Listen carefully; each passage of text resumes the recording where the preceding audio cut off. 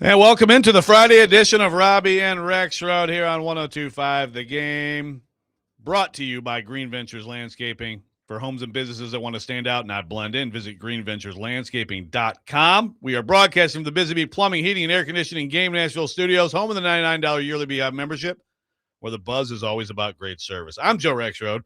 Paul Kuharsky in today. Paul Kuharsky, I apologize. In today for Robby Stanley.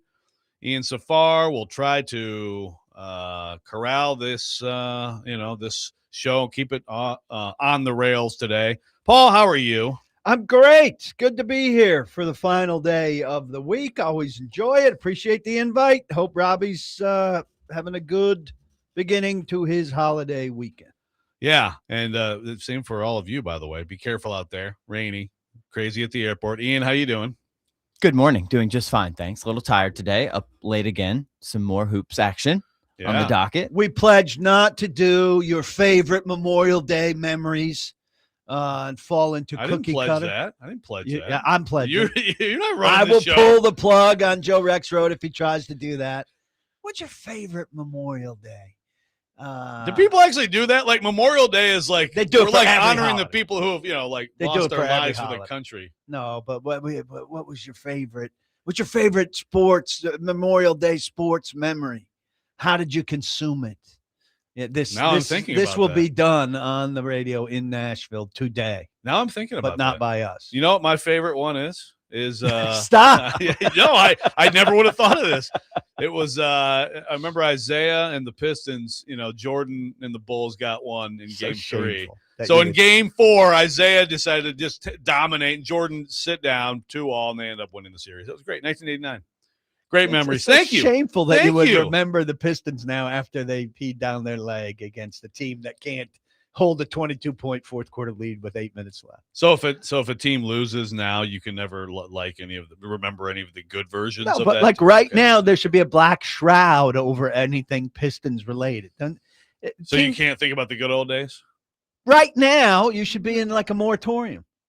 I'm fine. I mean, it's unfortunate. Yeah, you're over it very easily. You get over things Yeah, very easily. I mean, you may be different. That's a bad kind of fandom. Well, I just love that. You're the kind of fan like the moment your team loses a championship, instead of like going into a mourning period, you're like, oh, it's just a great season. No, Let's roll the highlights. that's not true. But I am like there's nothing that can come close to, for me, the fandom of that age with those teams, and even the championship teams of 20 some years ago. It's just, I don't know. As I get older, at a certain, it's how not the old were same. you during that? Like when the Pistons won their, I was like 15, 16 when they won those two. I think even better, like Well, 9, the 10. 84 Tigers when I was 11. That's pretty much peak sports. That's like 78, fandom. 79 Yankees for me. I was Right. like 8. Yeah. And that's what got me, Right. running home from school. Chris This Chambliss. was running home from school to see a day Yankee World Series. Red game. Sox playoff Oh, sure. game to clinch the division. Bucky Bleeping Dent. Is that what we're talking Yeah. about here? Yeah. So, I'm sorry, but it's just fine. It's just funny. it's just not I'm sorry, it's just not the same. Yeah, and Chase Whiteblow says I'm a Dubs fan, not a Trubisky. Well, that's the thing, Chase, is that I have been more of a Warriors fan through my child in the last few years, for sure. But no, I mean, I am a true Pistons fan because I grew up. I mean, Isaiah Thomas is probably my favorite athlete of all time. So Did you hear the double there, Ian? I am a true Pistons fan. Though I've been rooting for the Warriors for the last 10 years. But Yeah. true blue Pistons guy. well, children, children say the darndest things, and sometimes you kind of have a connection with a But kid. you or can't something. pronounce yourself a true blue fan of something if you've been rooting for somebody else.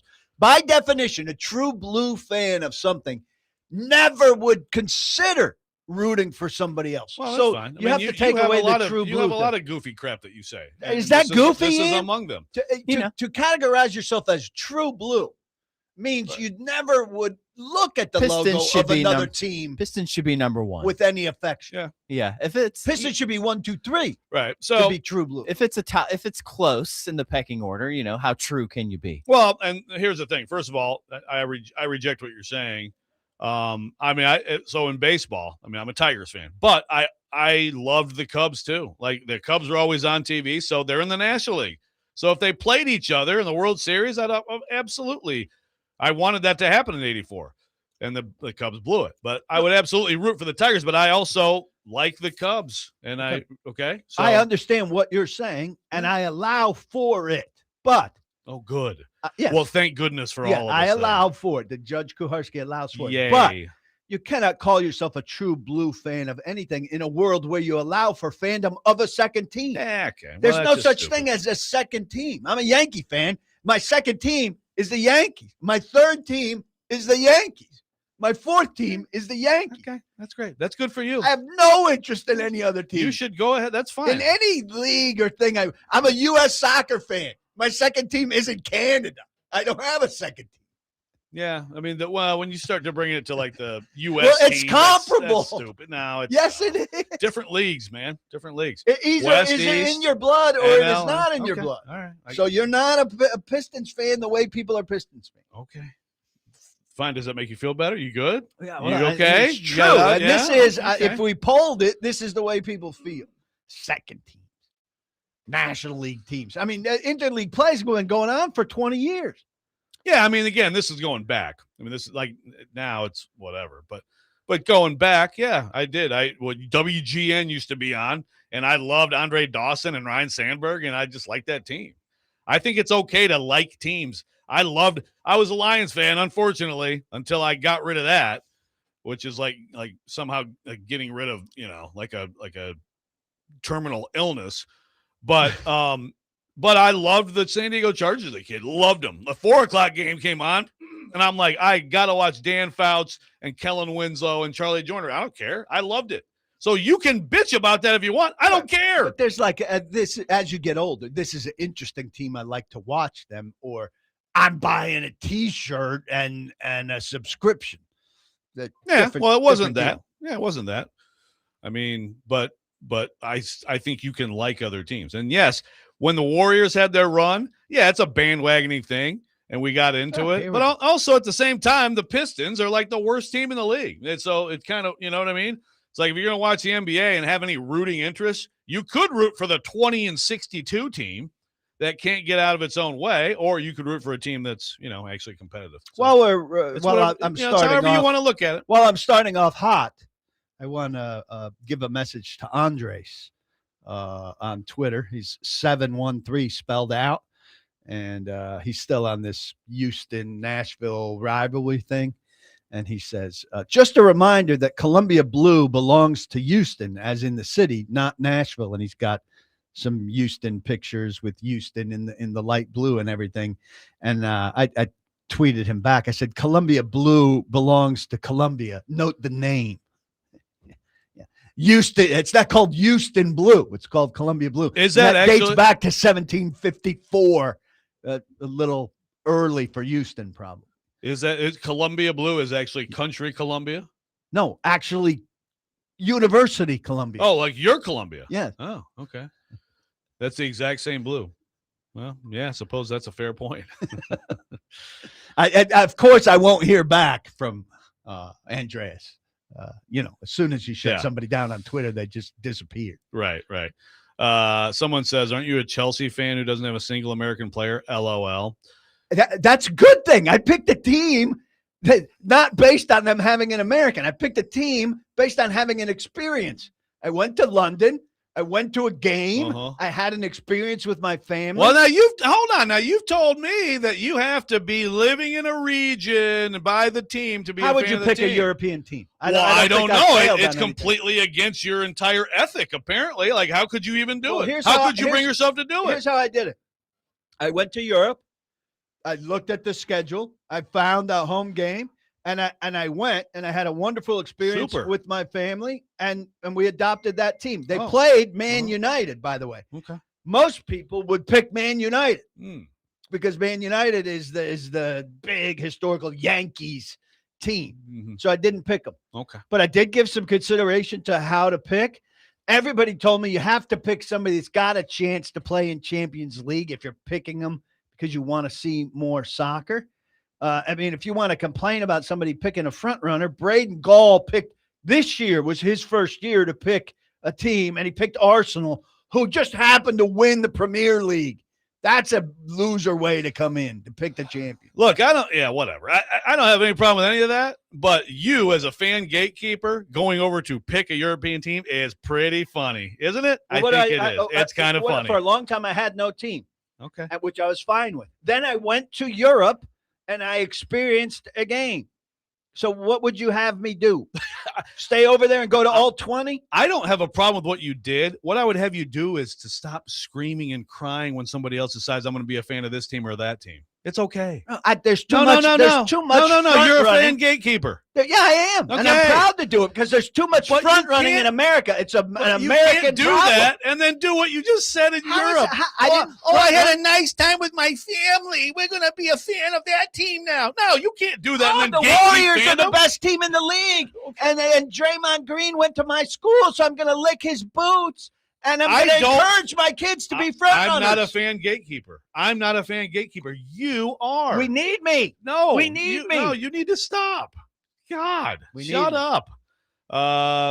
Chase from White Bluff says Man City's better than Man United. We're definitely not going to have We're definitely not going to have a soccer debate. All right. Ryan Flory says Houstonians don't know how to spell Columbia, and I'm surprised they can spell blue as well. Ian, did you hear that? Houstonians, not Houstonians. Houstonians. Oh, I heard. When are we setting up this big weeknight special? Kuharsky language, whatever it is. It'd be a real ratings killer. I think we need to do just this. a very special edition of Robby and Rexrode. As Jude said, this is huge, and also K. Dodd says, "Oh bleep, the Stoner Show today." Yes. Well, we will. How is it the Stoner Show? Once again, I've done a lot of things in my life. I've never even sampled pot, and there's this thing that I'm some kind of stoner. I think maybe that's what we need to do. We need to have the language show, and you need to have a gummy beforehand. I think that would be the ratings killer right there. All right, we will get into other things today. Hot start. We're out of the gate hot. And gatekeeping. We got Titans. We're on the field yesterday. There's other things Titans related. One that I just have to ask PK next. We'll get to that. Robby and Rexrode 102.5 The Game.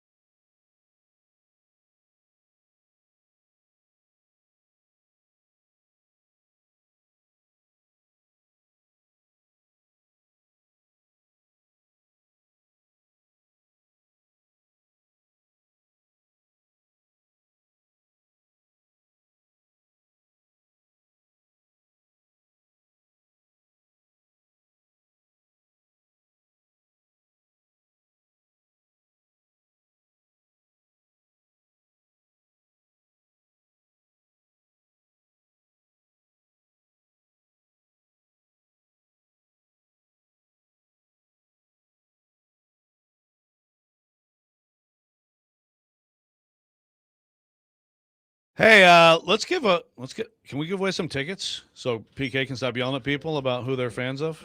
Sure. You've never, by the way, why have you never yelled at Robby about his Green Bay Packers fandom? Well, I want you to think about that for a minute. I want you to think about that for a minute. I do have some issues with it. All right. This is GalaxyCon. This is more than a Comic-Con. It's a 3-day festival of fandom with celebrities, artists, writers, voice actors, cosplayers, entertainers, creators, wrestlers, fan groups, panelists, and people like you. Join fans from across the galaxy, celebrate comic books, pop culture, sci-fi, fantasy, anime, gaming, cosplay, and more. And you will not be yelled at for being a fan of a team that you just happen to like. Let's say this is at the Nashville Fairgrounds. It's May 29th, Friday, May 29th through Sunday, May 31st. A pair of 3-day passes to GalaxyCon. Let's say caller number 9.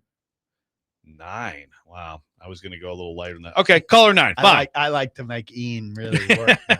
Ian. Work, Ian. Okay, caller 9 for GalaxyCon. Welcome back in, Robby and Rex. 125 again. All right, we're going to get to the Titans and all. We're going to get to the Titans on the field stuff because there's a lot from yesterday. But I got to revisit this back and forth because it was a little bit of a jarring moment for me when you came in the other day, PK, which was, as we're talking through Chad Brinker, essentially, kind of, you said he got fired. No, I really didn't. Okay. Why are you listening to your boy? Dude, that's exactly unable to misinterpret. Right there in the moment, I'm like, I think you just broke news that he got fired. So explain yourself. Yeah, and don't let your boy steer. It's not my boy. I'm sitting here. Believe me, whatever I don't even know what he said. Whatever he said, I don't care. I'm telling you that I'm like, wait a minute. Whoa. Wait. After what he did was we miss gone. Here? After he was gone, which I think whether they wanted to fire him or not, they handled in a beautiful way, right? It would have looked terrible for the Titans to fire another high-ranking executive, and it would have looked bad for Brinker to get fired. So whether they want to fire him or not, on the record for the league and for them, there's a mutual parting of the ways, or really it looked like Brinker decided to leave. And until some time passes and somebody says otherwise, that's what went down. I have a friend that talked to Brinker at the combine and at the owners meeting. He did not tell me the moment he talked to Brinker, like at the combine, he didn't run over to me. And at the owners meetings, he didn't run over to me. After Brinker left, I talked to him and he said, at those events, he told me he thought he was going to get fired. Okay. After the effect. One source, right?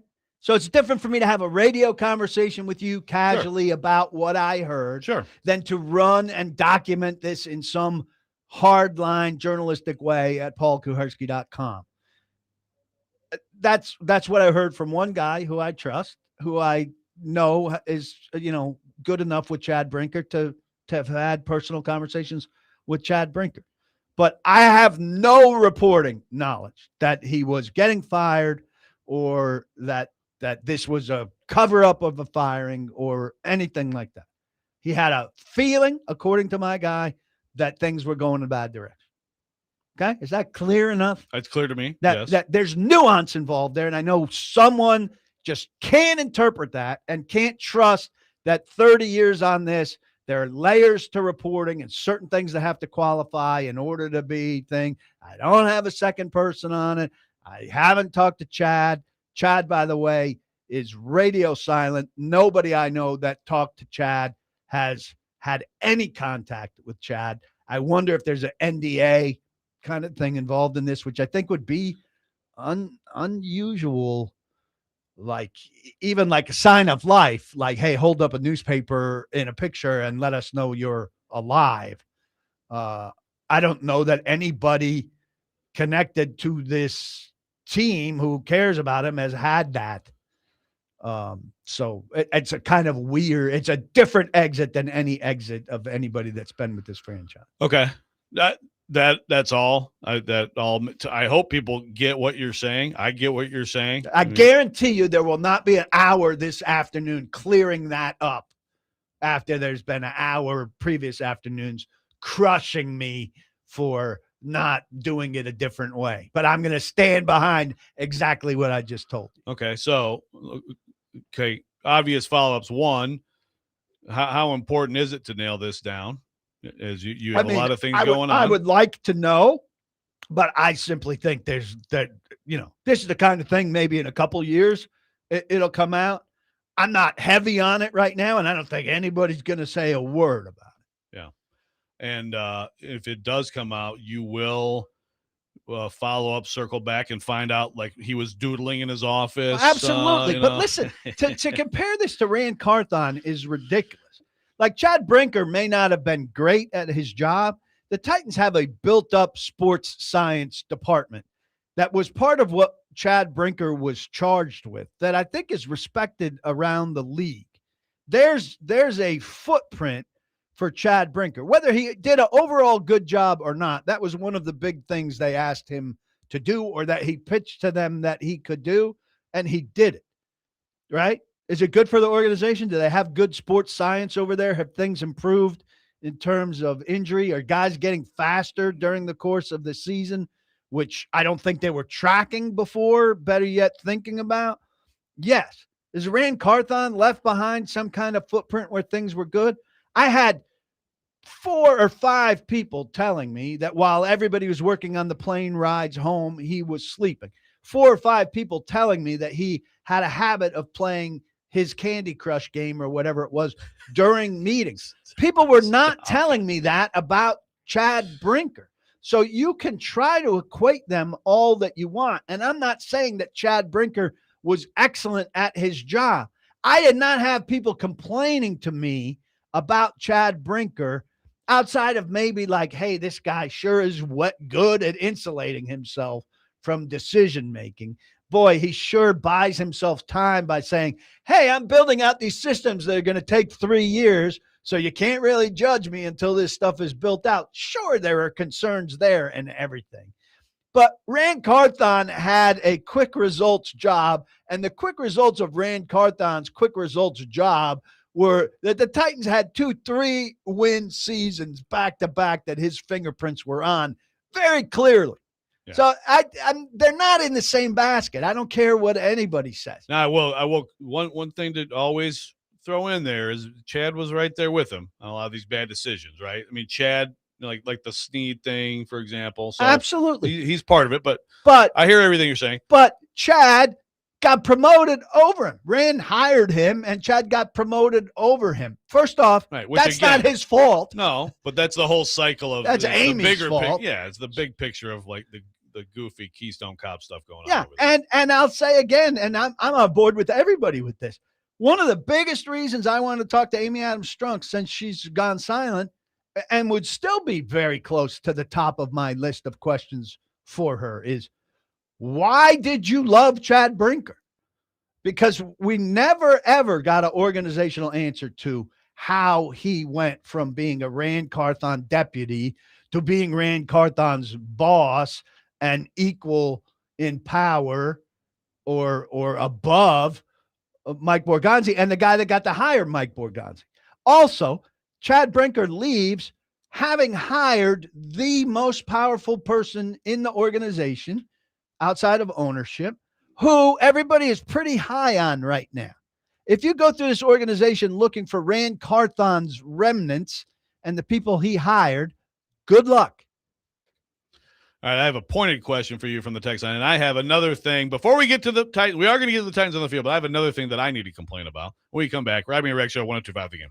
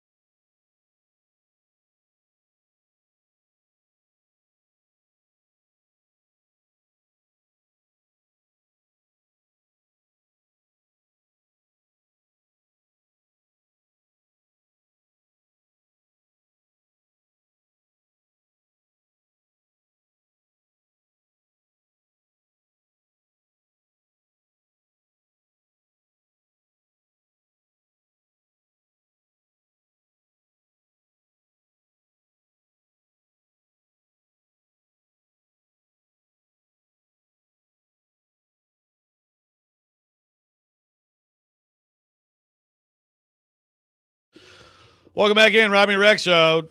Paul Kuharsky in for Robby. Ian Safar. Someone suggested, blood pressure machine. I have really good for blood us. pressure. And then Ian was like, how about for me? I have really good blood pressure. Do you? Yeah, I mean, That's despite the great fact to- that I'm fat and my cholesterol's up and all of that stuff, every time I go to the doctor, they take my blood pressure and they're like, good. That's very exciting. That's good to know. Well, we're gonna get to the Titans on the field eventually. Yeah, Carnell Tate making plays yesterday. Cam Ward talked. I mean, we've got to talk about seed oils today. My goodness.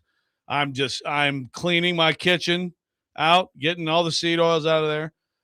So here's a response on a text on unnamed texter on the text line driven by WilsonCountyHoney.com. 615-737-1025, by the way, because I'm bad at microphone 1 and I don't say the things I'm supposed to say.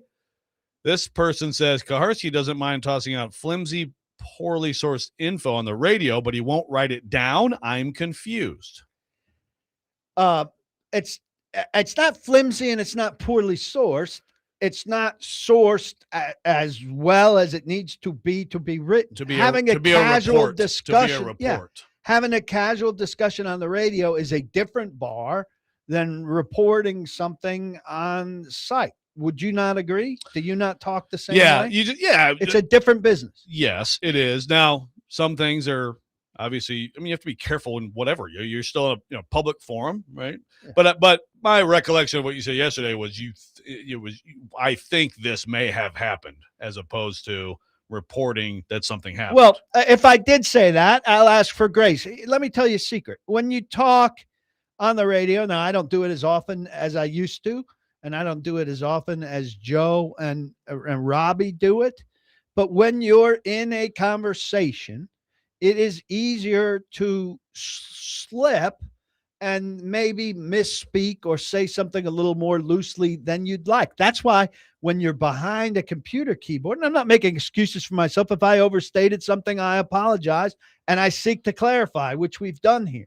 But when you're sitting behind a keyboard, you're looking at the words and reshaping the words and phrasing the words very particularly. And when you speak, not that I'm not responsible for what I say, you have one shot to say it, and then you say, well, I phrased that a little incorrectly. I was a little strong there or whatever. And look, I've been at this for 31 years, so to just throw around that I'm loose or unconcerned with what I say is very flip by you. I know what I'm doing. The same texter says, meanwhile, on Squeak Toys show. I mean, that's pretty good. Chad Withrow called Joe a coward for trying to ignore the Vrabel sex scandal. Okay.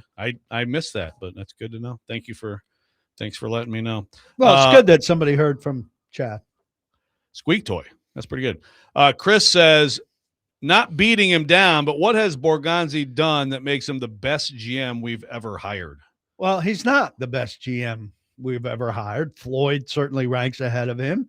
And I think John Robinson, I know people can't handle it, but John Robinson was 2 phases, and the first half of John Robinson was excellent. And he was a better GM. I know people struggle with this, but you cannot judge a GM who's drafted twice and had 1 season of play, and you cannot judge a coach who hasn't coached a game yet. You have to wait.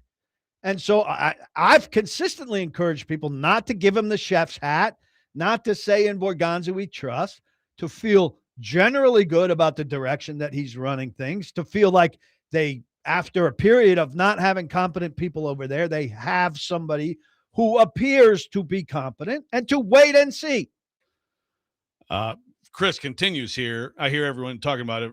Everybody is high on him, but why? Well, I mean, Borgonzi? Yeah. Well, because he seems like he knows what he's doing, and the bar isn't particularly high right now. He's clearly got a plan, a type of player that he likes, a strategy. But look, he's going to be judged more than anything on hiring Saleh. Well, or on drafting Cam. And Cam. Yeah, those 2 things. Yeah.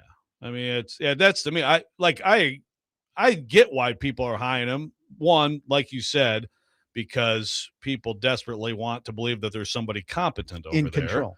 But also because, he comes off well, and there have been some good choices, but yeah, like Cam, Oladejo, Falk this year, Tate this year, like those four things, and then obviously the Salah hire. I mean, that could go the best case of that and the worst case of that. You talk about worlds apart, right? And that's the case. And you're talking about that's two drafts into their career. Exactly. So, like, to me, it's I don't know why anybody would think they have their mind made up on the guy. I mean, we're going to find out. Over-eager fans, fall in love with people immediately. Okay, so another thing people were yelling at you about this week, because I think it's good. Let's get the off-the-field stuff out of the way. Then we'll get on the field. So the Titans radio made official Ramon Foster and a bunch of different things. So this is the whole. We're not going to revisit whatever people say whatever they want about Ramon. We've talked about you and your reporting. Of course, you're going to report news if you have news. Here's the thing about the whole thing that bothers me. What are we doing here with we have like a guest sideline reporter every week? We're going to throw, hey, let's try Ben Jones. Let's try Kevin Dyke. Like, we're just going to throw in randos. Like, sideline reporting is important. You should have someone who is trained to do it and do it well, and have the same person do it every game. Because it's actually, to me, like in a game, there are a lot of things that sideline reporter, you need to get in there and figure out what's going on. That is an important job. They're just going, hey, whatever, your favorite Titan of the week this week is going to be our sideline reporter. I think that is absolutely ridiculous. I mean, if they really work with them and train them, they could bring a different perspective week to week, and maybe it could work. But I tend to be with you. Look, Jonathan Hutton was very good at it. Yeah, he was great. Once they moved on. And Ramon Foster was very good at it. I think that's the right level for Ramon Foster in my eyes. I thought he did a good job with it, and I liked him. Last year's plan was ridiculous to have Will Bowling do away games, and then he talked about what happened on a plane, a cardinal sin, and got thrown off the plane.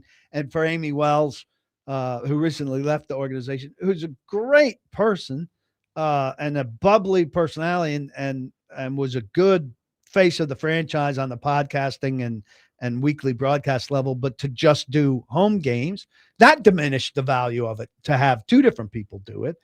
And that was a step down from Hutton and Foster. And now they're doing this, I think, purely as a response to Ramon Foster's not a Titan.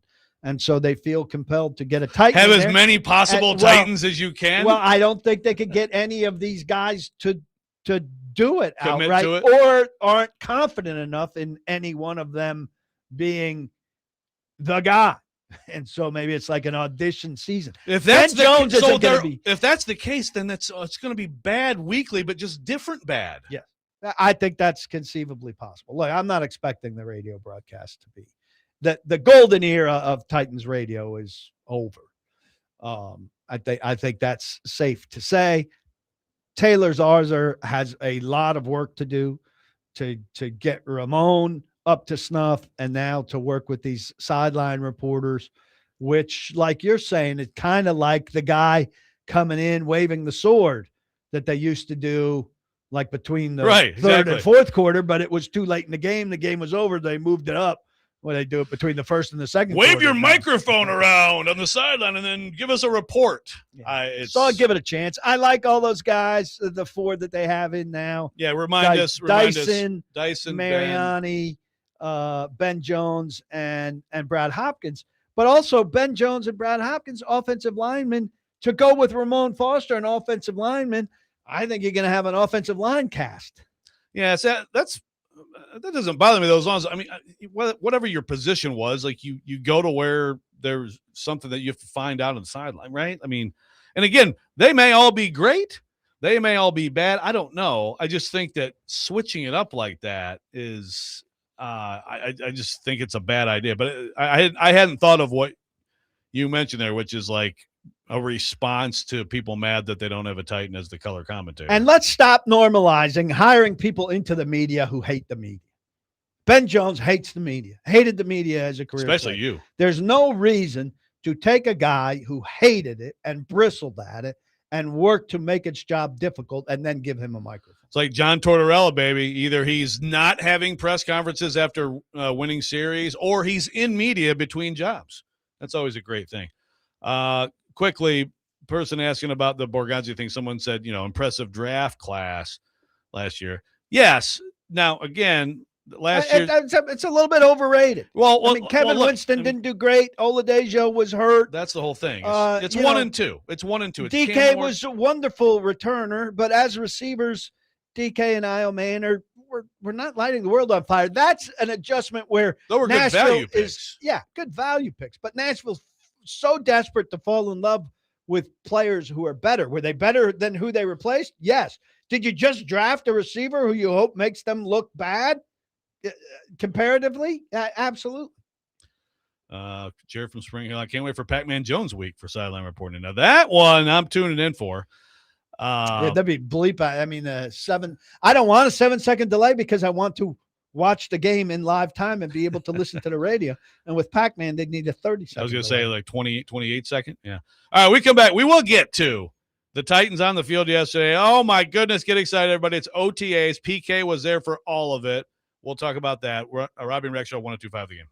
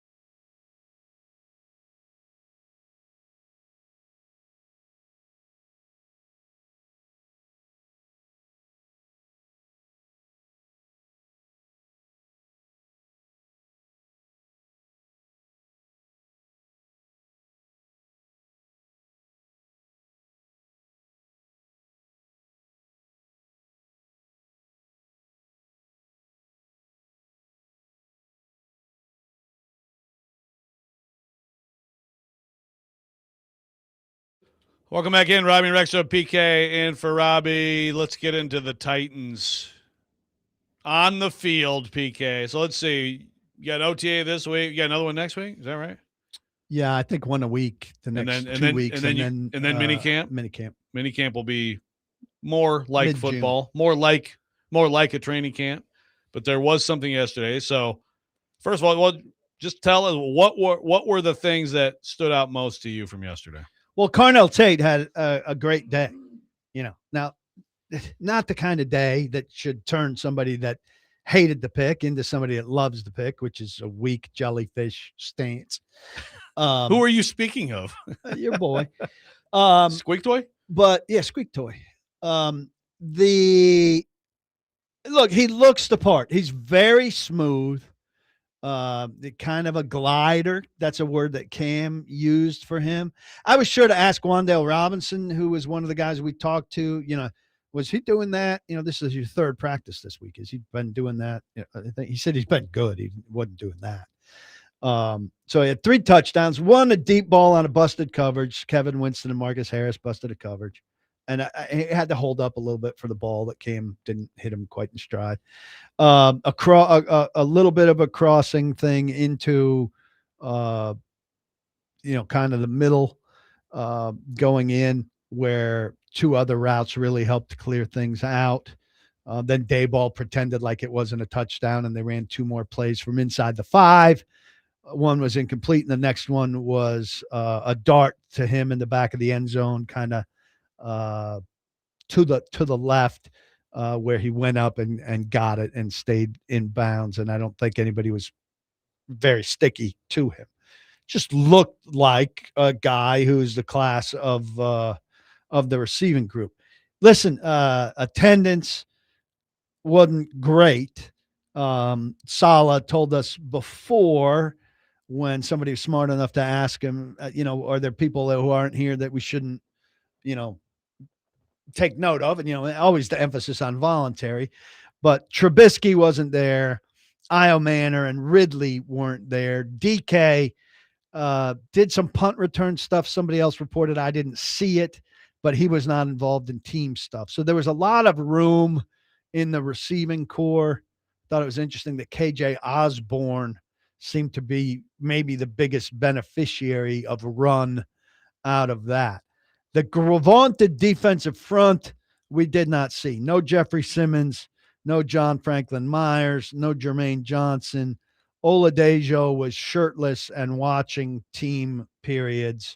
Elliott wasn't there either. So out of the guys, we saw Martin, and we saw Solomon Thomas, and we saw Falk, 3 of the 8 or 9 newcomers. So not much to really see there. And it's not pass rushing days, right? No contact or anything like that. Also missing Flott, Mandor. Thank you. Singleton's not ready yet. He's still with the foot. Yeah. So, not a tell-all there. Tyron Montgomery, the undrafted free agent receiver, plays bigger than 5'11" to me, but he's another slot guy. So he looks good. Osborne looks good. This bodes very poorly, I think, for Mason Kinsey and Xavier Restrepo at this early stage. Anthony Hill had an interception. Eric Hallett had an interception. He picked Levis. Hill picked Hendon Hooker. James Williams had a nice breakup. Joshua Williams, I think, is a guy to take note of. He played for Flott. He just he's got length. He's got length. If they can develop him, he didn't play a lot in Kansas City, but he's got some traits, and he's a guy worth looking for.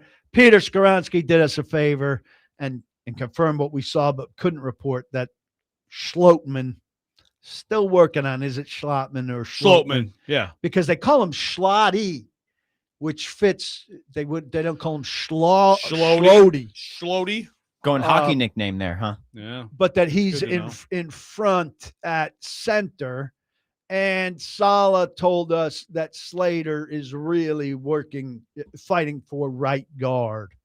So Schlottman Slater might be the combo. If you were picking right now, I think that would be a good bet. But I mean, it's a third practice. Right. Okay. So about as you expect some of these guys to not be around. You're not going to see much that tells you, you can see passing and covering and catching. Yeah. And you're not going to see much of the stuff up front. A lot of people, like I potted last night. And you can see it, by the way? You can see it from where you were standing? Well, some of it not very well. But a lot of people are just desperate for what's the vibe of this OTA versus the first OTA last year? Right. How does Saleh and Dayball interact with the players as compared to Callahan and Denard and Holtz and everything? Saleh himself, in talking to us before the practice, said you're not going to see a big difference in an OTA from somebody else's OTA stuff. I thought the tempo was a little quicker. Dayball's a much more animated guy, Well, the last guy's not animated and bad. So you think, well, this guy's animated and he's going to be good. Well, he's got a better resume. We're comparing him to Nick Holtz, right? Right. We're comparing him to Nick Holtz. He's got a better resume. He's a better coach. But all these micro comparisons that you want to make, it's just too early and it doesn't mean anything. Just like it's great that Tate was good. It's way better than Traylon Burks having an asthma attack the first week. Yeah. But, this isn't going to be what makes Carnell Tate a very good receiver on day one of the NFL season. No, but it's better than him sucking. Absolutely. You would prefer this, like you'd prefer pretty early when AJ Brown's out there. Everybody's like, yep, okay, this guy's going to play. But the expectation is a little different for the 53rd pick compared to the 4th pick. So you laid out all that he did, all the plays, but what were your impressions just of him and how he looked, if that makes sense? Yeah. I mean, he looks like a guy that was a top 10 draft pick. He's got kind of a posture and a presence. I put out video on Twitter of one drill that people are critical of. Listen, the new wide receivers coach knows more about what he's doing than we do. Or ripping drills. Yeah. So people were ripping drills. They were shooting jugs machine balls at guys who did a quick side to side, maybe 4 or 5 times, and then ran straight at the jugs machine, which threw very low passes. Right? Yeah, I mean, I've seen that before. So for this thing, he's working on guys, catching low passes. And the catch rate was very poor. And on Tate's, there was no concern. Like, oh, I catch a low ball. Okay.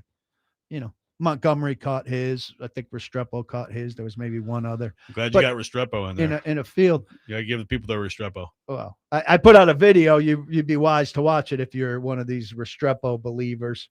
Him just jerking around before practice where he caught three passes with people throwing it to him. 2 of them ridiculous one-handed catches. Now, does this move him from receiver 9? Nice. No, he's receiver 9 on a 6 What's receiver Mason Kinsey? Team. 10 or 8. Really? I was going to say, I think Mason Kinsey should absolutely be ahead of Xavier. Here are guys who are ahead of them that are a concern. Osborne and Montgomery. All right. Well, we were going to get to Cam Ward. We will get to that next. Cam Ward had some interesting comments, and we got a whole bunch more on the Titans and the goings on this week with Paul Kuharsky. Coming up next, Robby and Rexrode 102.5 The Game.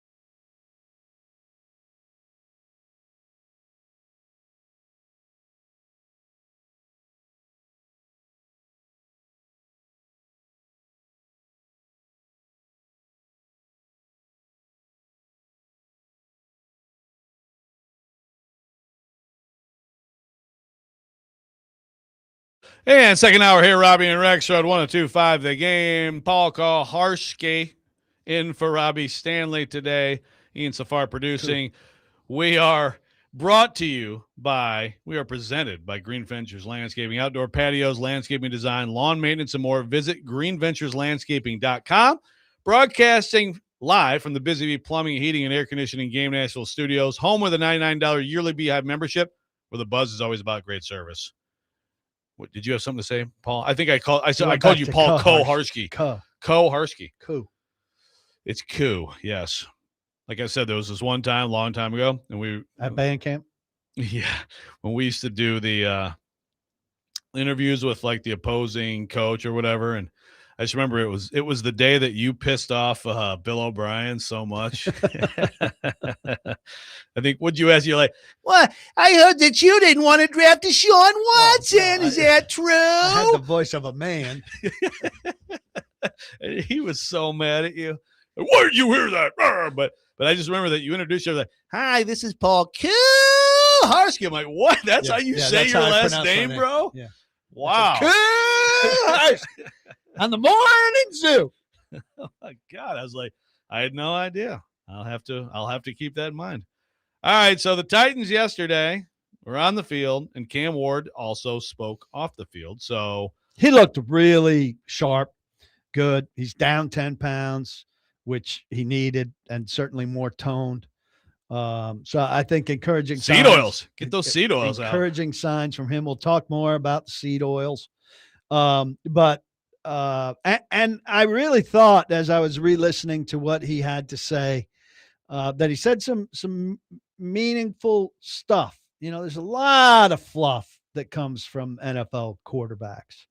And I just give him credit. I think he's a little bit more thoughtful than that, when you could totally get away with being cliched and getting through your 10 minutes.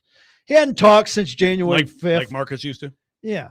And Tannehill shout to a to degree as well. Yeah. No shout out to Marcus. No shout outs. Relax. Tannehill was, in fact, I Professional. thought you used to argue this. He was quite a bit. Didn't you and Glennon get in a big argument? Like, I thought Tannehill was a big upgrade for us from Marcus for the media. No, and Tannehill was a functional, quotable quarterback. Of course, then when he which was a big upgrade from Marcus. When he choked away a playoff game, then he wouldn't even admit that he did anything wrong. But whatever. Well, you know, I mean, he did go into therapy. I think that was a concession that he did some things wrong. That is fair. But I agree with you on Cam Ward. I look, if we're talking just intangibles, I like everything about him. Intangibles, from what I see outside looking in, I like his approach. I think he's a dog. I think he's a worker. I think he's not afraid to be accountable. It's just a matter, it's a matter of, can he play the game well enough, right? I mean, it's a matter, can he deliver the football the way it needs to be delivered? But I'm with you. So yesterday, here's an interesting comment. You want to set this up? What the question was here? Which one is this, Eve? This is is the game slowing down? Okay, so this is Ben Arthur from Fox, who asked him a question that a lot of quarterbacks would get going into their second year. Is the game slowing down for you? And Cam Ward has a tendency to be contrarian to question premises. Okay. So he says no, but what he comes back with when he says no is very interesting. Cam, Amani was talking about how it seems like maybe you're recognizing the defense's coverage is a little faster. Do you feel like the game is maybe slowing down for you a bit, having, that rookie year under your belt at this point? I wouldn't think it's slowing down. I just think we're running faster plays to where I can control a lot of it. Then I get to see angles of guys where they're going. I just anticipate the throw. Running faster plays where I can control a lot of it. First off, that's top of mind for him. Secondly, if you're a contrarian question answerer, usually your contrary thing is not very good. The purpose of it is just to shoot down the question. And you don't come back with something that's good. That's the best answer he probably gave yesterday, and it's telling.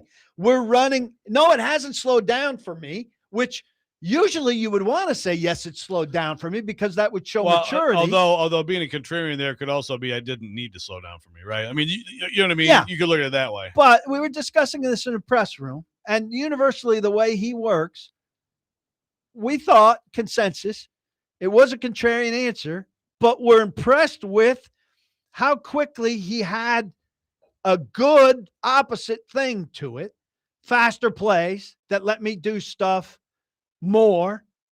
And I took it so far as to say, like, I know it's not the same thing, but in a parallel sense, this is quick processing that he did there.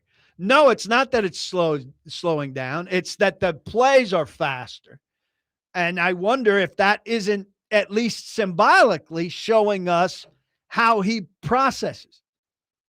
You're getting deep on us here, PK. Getting deep. Is it work that way? I guess, he quickly switched gears. Well, I'm interested. I think that's an interesting point, but I'm interested too in like what that means, drilling down on the faster plays. Are we then?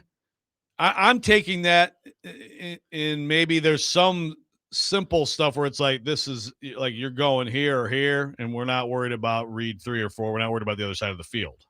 I mean, is that that's what comes to mind for me? I think there's some simplification built into it. I think it gets simpler before it gets more complicated. We were discussing this in the press room too. Like, hey, trust me, this guy's going to be in this spot, right? Kind of a little bit air raid-ish, Nick Suss was saying. Okay. But for a while, right? This will be easier for you for a while. And then as you get more comfortable, it'll grow into something a little bit more complex. Yeah, because ultimately, I mean, we've talked about like he loved the RPO game. He was good at it at Miami, but they probably didn't do enough of it, especially before Callahan was fired. Yeah. And all that stuff's important. But like you're still in this league, you're also like you're going to have to be able to get through progressions to 3 and 4 at times. Like both sides of the field. both sides of the field. Like you're not going to be able to be what you want to be if you can't get to the advanced levels of the game, right? And this RPO stuff, I think we touched on a little bit last year. They did work on RPO stuff during training camp, and it didn't go well. And I think that they then kind of made like too hard of a decision. Like, we can't Let's do just this. get that out of here. We can't do this. And I think you needed to be working on it on some level, at least a smaller package of it, to say, like, this has to be part of his game. We have to make some breakthroughs here to get him to at least a certain level on it. And I think that was some Callahan naivete or a give up mentality or a narrow the package thing too much that took away too much of a valuable piece of his game. And I think we're going to see a lot more of that.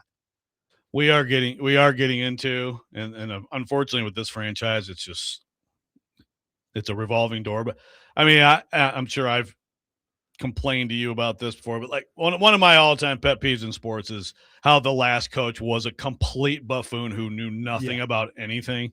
Like on the YouTube chat, it's like, well, no, it's just that Brian Callahan sucks. Callahan would have had him playing patty cake. And listen, we can all agree Brian Callahan was not up to this job. He was not up to it. He was not a good coach. But like, I mean, let's also remember all the different things that Callahan went through as a coach, what he knows about offense, what he did as an offensive coordinator. It's not as stark as you'd want it to be. Now, it may be stark, though, between Holtz and Dable. I mean, if you want to talk about a one-for-one position change, and I understand that Callahan's a play-calling head coach that's different, but still, that's where I think you got to have some optimism about Dable, his demeanor, and just what he's done with quarterbacks. And as you said, he's animated on the field. It just seems to me like if those guys connect really well, Dable and Cam, that should produce meaningful results, I would think. And just you touched on it. You referenced like the stuff Callahan was doing last season that he got made fun of, the team bonding stuff. Sure. Right. Included in the team bonding stuff was this 4 H's thing. where guys had personal conversations about their history, their heroes, their heartbreak, and their hope. Well, you know who else did that last offseason? Mike Vrabel. Sure.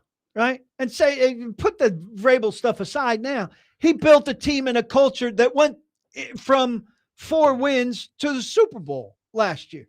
So in New England, how do we think they perceive the 4 H's? Hey, that's some pretty good team bonding stuff that really helped these guys get to know each other and flip a 4-win season into a 14-win season. Right. So is it laughable that Callahan did that? No. It worked in Cleveland for Stefanski, which is where Vrabel picked it up, and it worked in New England for team building stuff. So it's not laughable that Callahan tried stuff like that. I mean, so much of this stuff is recycled and copied. Yeah. And so when it comes from a guy like Vrabel, at least, for most of his career, then it's okay, that resonates. And the guy like Callahan comes in and it's a completely different. Yeah. Also, when you have good players and you have bad players, that usually those things work better or worse based on that a little bit, right? But guys were truly bought into that, I think, and giving Callahan a full chance last year. Yeah. Now, a couple games in, when they saw this stuff isn't working, and then once he was gone and McCoy was in control and Simmons was talking about we need a cultural overhaul here, it was clear it didn't work. But I think the whole organization going into last year, we're on a sidetrack now, was still into giving Callahan a chance. And and he came out to me. Then he comes out in the first game and he makes a horrific decision, and then he tells everybody he doesn't know an obvious rule. And it spirals. And then it just goes to hell from there. Like Swedish Dance Party says, he coattailed off Burrow, kind of like Gase and Manning. Yeah, I'm not denying that. Coaches, that's what coaches do, though. That they coattail off great players. I mean, like there are obviously coaches who give me the coach who coached terrible players to great success. That's the guy I have to have. I mean, I do believe Bill Belichick still, through it all, is one of the greatest coaches in the NFL, in NFL history. I think Joe Gibbs is the greatest of all time, but I think Bill Belichick's one of the greatest. But guess what? He was a sub-average coach before he had great players. I mean, I'll take Bill Walsh. I'll take Bill Walsh. Yeah. And Bill Walsh, without Joe Montana and Steve Young, who knows what he would have been. But guess what? He found Joe Montana and Steve Young. Did you read this? Now we're totally sad. Did you read the Steve Kerr story by Wright Thompson? I have not read it yet. I'm sure it's give yourself the time. Yeah. Ian, have you read this story? I have not. No. I'm telling you guys both, take the time, and it is time. He spent a year with him. It's an incredible report. But there's so many. It is whether you like Steve Kerr, hate Steve Kerr, Warriors. It is incredible. Is there Pete Carroll in there? There is some Pete Carroll in there, but the one of the things that, and I should find the quote. Like Kerr has this quote, and he's like, did guys like Phil Jackson, these guys, like, did they, like me, realize like I'm just here, like I have great players, and like that's why I look good as a coach, or do they actually think they're like smarter than everybody else? You know what I mean? And it's like, thank you. That's you did a great job with great players, but like for my Warriors, come on, for my Warriors, exactly. We've got a lot to get into, but really both of us, we need to be healthier, so we need to talk seed oils at some point. Robby and Rexrode 102.5 The Game.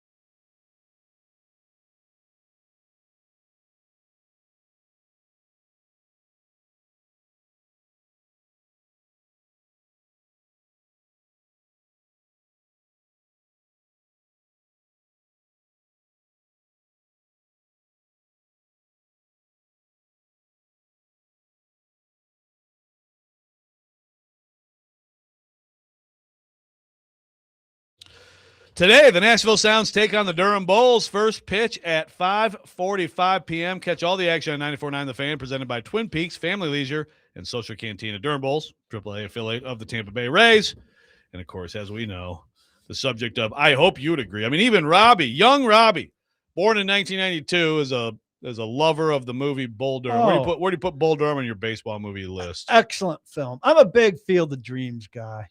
Yeah. I didn't play a lot of catch with my dad, but choke up at the end of that all the time. I know it has a small percentage of serious critics, and I've read their criticism, and I get their breakdown, but I'm a sap. No, I love both those movies, both Kevin Costner movies, both, I think, were they both 89, or maybe Field of Dreams was like 90? They were very close together. Back to back. I think Costner did back-to-back baseball movies. Yeah. What's the criticism? What's the it breaks down some of the sappiness, and I can't remember it specifically. It's very well done. The criticism or the movie? It's a very good criticism of the movie. Yeah, it's whatever, man. Sometimes you don't overthink it. It's a great freaking movie. Okay, yeah. They're both great. May movies. I adjust something that came up earlier off the air? Somebody said, "How could I be a Knicks fan?" And that's what Ed asked you. You're starting your podcast at opening tip. You a big Knicks fan? Yeah. I'm not that big a Knicks fan. The NBA has done serious work to lose me over the last 20 years, though I certainly have a big interest in the Knicks now. The idea that starting a podcast with the tip-off of an NBA game is some big conflict. Anybody logical knows that watching the first quarter of an NBA game is probably the biggest waste of time known to man. Well, unless you like sports, sure. Yeah, I mean, Also, what about a close baseball game? Well, gee, I'll just watch the ninth inning. It's the same stupid thing. No, what are you talking it's about? not. NBA games it all is. decided in the fourth quarter. I love the Stanley Cup playoffs, and I love 1-0 games that go to overtime. I guess you shouldn't have watched all the other stuff. Also, people Stupid. Are completely capable of multitasking. I don't know. Are people sitting in front of the TV and strictly watching the game? Like, do you go lock your phone in a drawer when you're watching a Pistons game? Because I don't watch sports like that hardly at all anymore. And so if I was watching a Yankees podcast as a fan, while I was a fan of the Knicks in the first quarter, I'd have no problem watching the podcast and watching the game at the same time. Maybe I'm special in my ability to multitask, but I don't need that level of focus on the first quarter of a basketball game. Two brains. Mark on the YouTube chat says, how do Ward's mechanics look? I heard he missed a wide open Tate on a long ball yesterday. Yeah, he missed a couple throws. He's not perfect. I'm not a quarterback mechanics expert. I thought he looked pretty efficient and tight in a good way, like composed. But going through the bags and all of that stuff, did I see some dramatic difference? No. Is there a dramatic difference to come? I think it's subtle stuff. Am I expert on seeing the subtle stuff? And am I going to pretend to you like, whoa, his shuffle was, 5 degrees. Well, you're a multitasker. You should be able to do all of that while you're scribbling your notepad. I'm a multitasker who's not going to pretend to be expert on quarterback mechanics that are visible at an OTA practice session. I did think Will Levis, we didn't touch on him. I thought he looked pretty good, more kind of composed and compact. No sign of shoulder stuff for either of these quarterbacks. That's probably the news. That's the headline, right? By the way, but again, I wouldn't take this and say, Levis is going to have 2 good preseason games and they're going to get a 4th rounder for him. They're not going to get a 4th for him.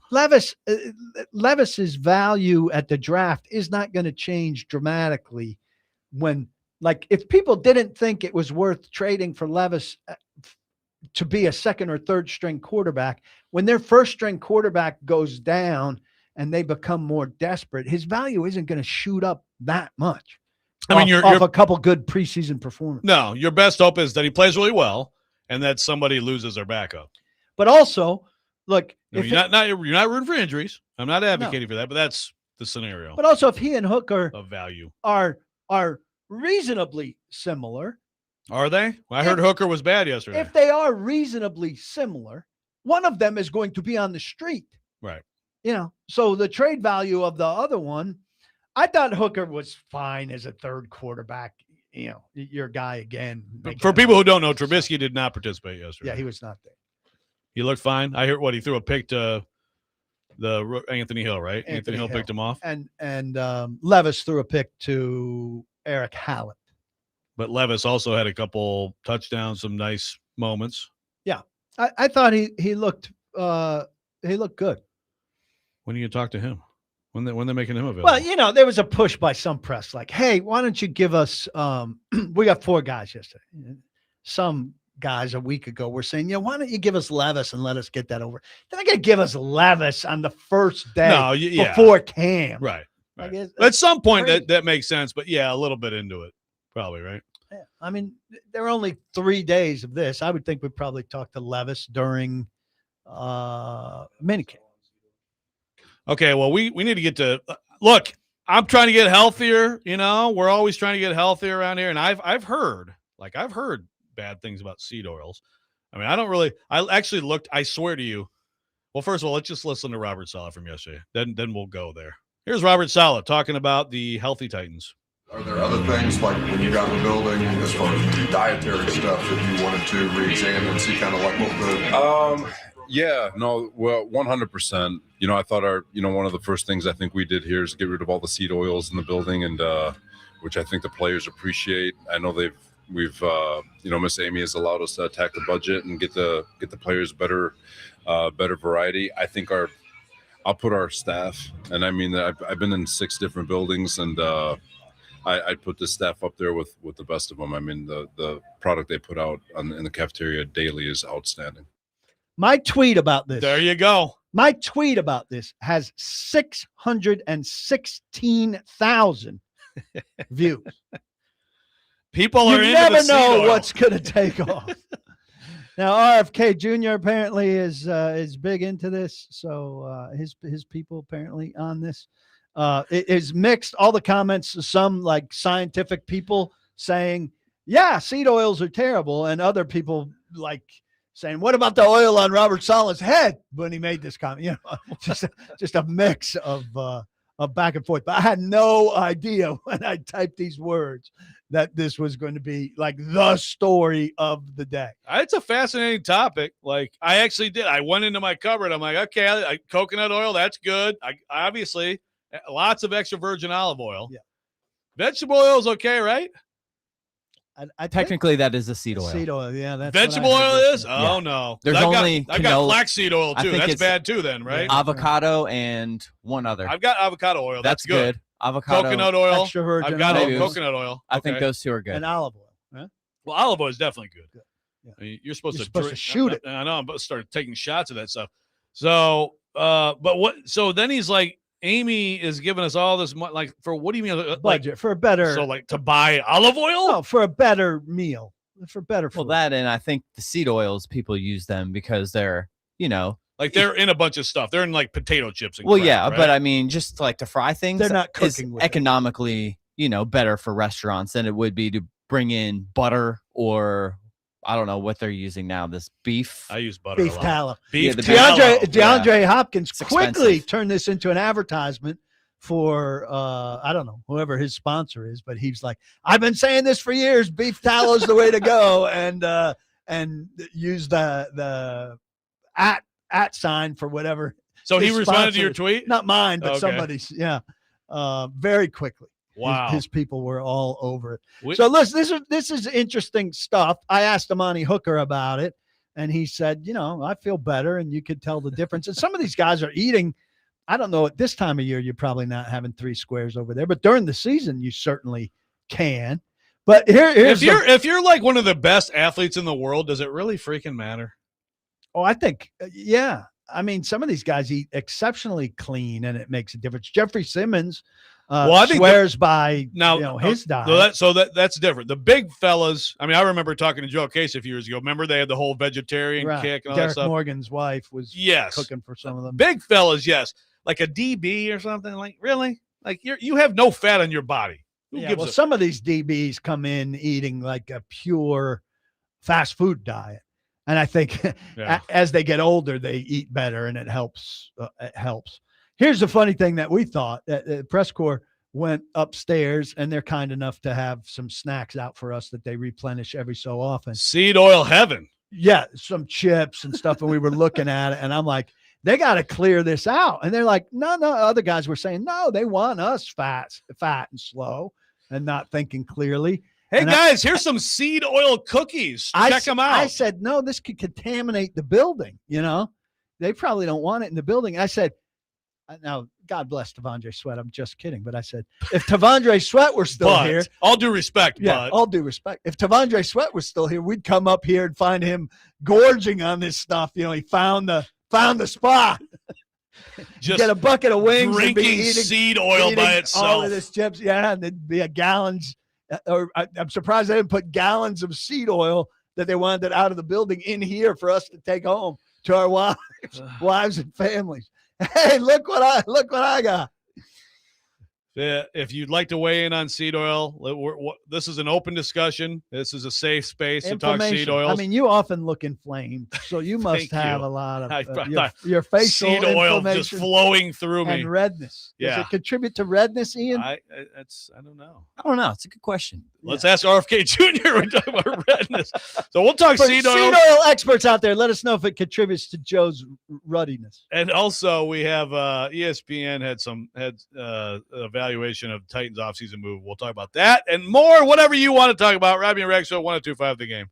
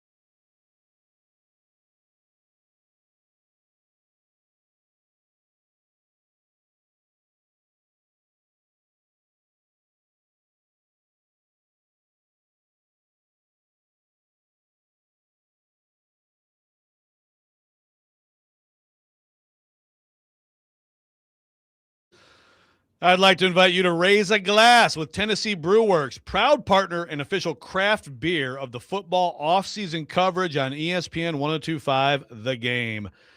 Robby and Rexrode, Paul Kuharsky for Robby. We're talking football offseason.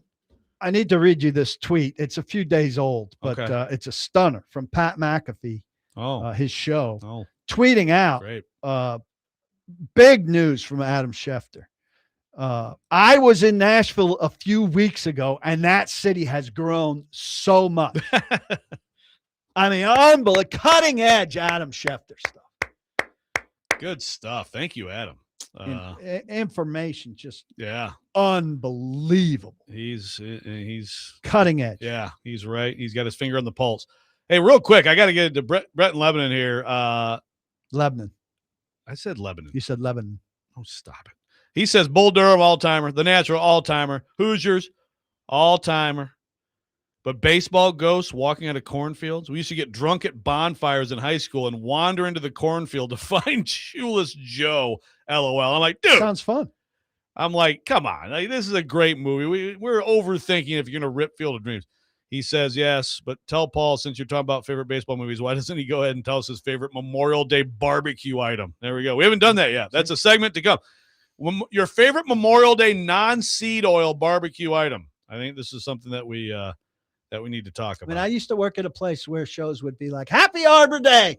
Today, we want your favorite stories about sitting under a tree with your mom or dad. Your favorite tree story. I mean, they're so desperate for content. Well, we've got the last hour. We'll get into all that. Your Mount Rushmore of Memorial Day. No, we're not doing it. Mike from PA says, if no seed oil will make me look like Robert Saleh, it's time to clean out the house. Dude, that guy. Saleh's pretty ripped, man. I mean, Saleh's pretty ripped. Brushed by him yesterday and almost fell over. Saleh would he kick every other NFL coach's ass? Because Vrabel's heavy, and I'd give Vrabel a chance. I'd give Dan Campbell a chance just on like the kneecap biting kind of strategy, right? Like he would bring some crazy tactics. But there are some people that Saleh would just absolutely kill. I mean, well, Sean especially the guy that he'd like to probably beat up in his Liam Cohn. Yeah, little Liam. Yeah. I mean, some of these smaller slider guys, Zach Taylor. Oh yeah. Well, there's a ton of NFL coaches who would like. Yeah. Who McDaniel is out now. You could stand in the ring with half of this league. I mean, my God. Mike McDaniel is no longer a head coach, but I mean, who's he beating in a fight? Not that that's a prerequisite to anything. I liked some of these smarter guys being in the role, but yeah, it doesn't really help. It doesn't really help you win football games, but yeah, I mean, Saleh it's like how do you also have the time to like that guy, like when he talked about seed oils, he is exactly the type of dude who talks about seed oils because he actually like eats clean with everything, right? Like, and is also benching like 350 at lunch. Yeah. We'll get there. We'll get there someday. No, yeah. You and I, we're not getting anywhere. Do we have any answers about the redness and the seed oil? Well, no, but Swedish Dance Party's suggesting that ivermectin might be good for my gout, so I will keep that in mind. Yeah, you got to take that. Yeah. Replace, just take your seed oil bottles and fill them with ivermectin. There we go. Someone had brought up that For the Love of the Game is another great Costner baseball movie. By the way. But it's not a good movie. You don't think For the Love of the Game is a good movie? I mean, I don't put it with those other two. Is that the one where he's pitching when he's like 45? Or is that the one with the daughter scout? What's the one with the daughter scout where her father's losing his vision and Jennifer Garner maybe is scouting? No. That Draft Day? No. She's in that. This is a baseball. No, you said baseball movie. Really I'm sorry. It's something about the curve. Oh, yeah, I know what you're talking about. That's not what we're talking about. No, but For Love of the Game is a good movie. For Love of the Game's not in the tier Moneyball, of these things. by the way. Moneyball is so good. Jonah Hill is so good in that. And the fact that those scouts sitting around the table where Brad Pitt starts to bring out the idea and they're like, who is this guy? And those are real scouts. Yeah. who are asked to be Right, yeah, themselves. yeah. Which just shows how outdated they were, or how set in their ways they were. Is just classic. Yeah, that's a great movie. But like this conversation, which we weren't even trying to, this was not supposed to be a topic. It was like a quick aside. Yeah, it was trouble with Gets the people curve. going. Craig says, as long as I don't have to watch that piece of trash, A League of Their Own, I'm good. Shut up, Craig. Well, League of Their Own is a great flick. Movie. Yeah, that's a damn good movie. Oh, but there are women in it. Yeah, exactly. Who aren't in bikinis. I can't watch that. Good God. In my experience, Joe, asking drug advice for a guy named Swedish, it's actually Swedish dance party, not Swedish house party. Always a good idea. Hey, I'm open to suggestions. Bill Barnwell at ESPN.com went through the best and worst off-season moves, PK. Went through every team. His best for the Titans, signing Cordell Flott to a 3-year, $45 million deal. His worst, he says, paying a premium for secondary options on offense. He cites Wan'Dale Robinson, Daniel Bellinger, Austin Schlottman, also known as Schlotty or Schlottman. And he also 2 years, 10.5 for Mitch Trubisky. Your thoughts on those two bits of analysis? Well, they did not pay a premium. They paid a premium for Wan'Dale Robinson, right? They didn't pay a premium for Mitch Trubisky. I'm looking at Mitch Trubisky's contract right now. 2 years, $10.5 million. That's not a premium. They didn't pay a premium for who is the other one? Schlottman? Where's Schlottman? Schlottman. Say it right. Schlotty, we'll call him. Here's what they paid Schlotty. 2 years, $7 million. That's not a premium. That's a discount. If he turns out to be your starting center and he's decent, that's a steal. It is, but that would be my answer on worst, is not doing more there. So it's like you flip it around and look at it differently. But that's my problem, is that you're hoping to get a steal. Yes. You should have, as we've discussed before. But all right, we come back. I've got the Rex rant. I've got a lot of things, but PK, you might steal it from me too. We'll find out. Robby and Rex Show 102.5 The Game.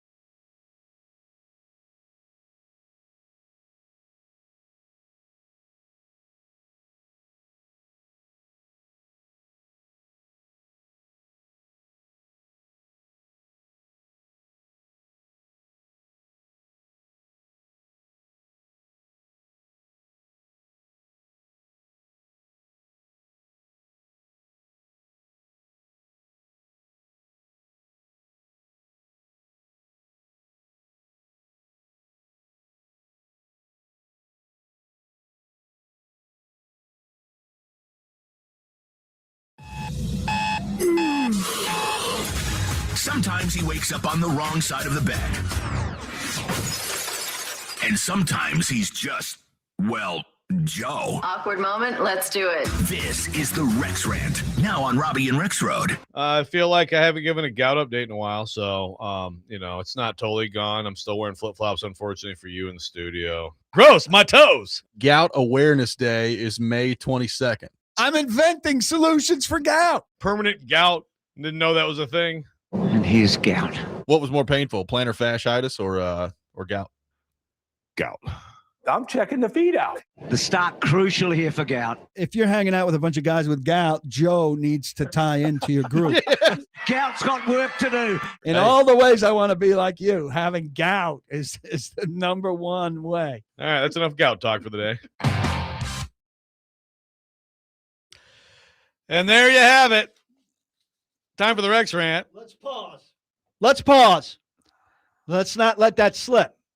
Happy Gout Awareness Day to Joe Rexrode. It is today, May 22nd. Oh my God. I'm about to send out a Twitter greeting to you, to Taylor Lewan. Who else? Do we know anyone to Gout? Well, yeah, I love that. We got some great gout calls in there that Ian weaved in. Like, 60 minutes. Gout's got work to do. Yeah, well, it's done. Crucial start for gout. It's done its work on you. Right out of the blocks, gout.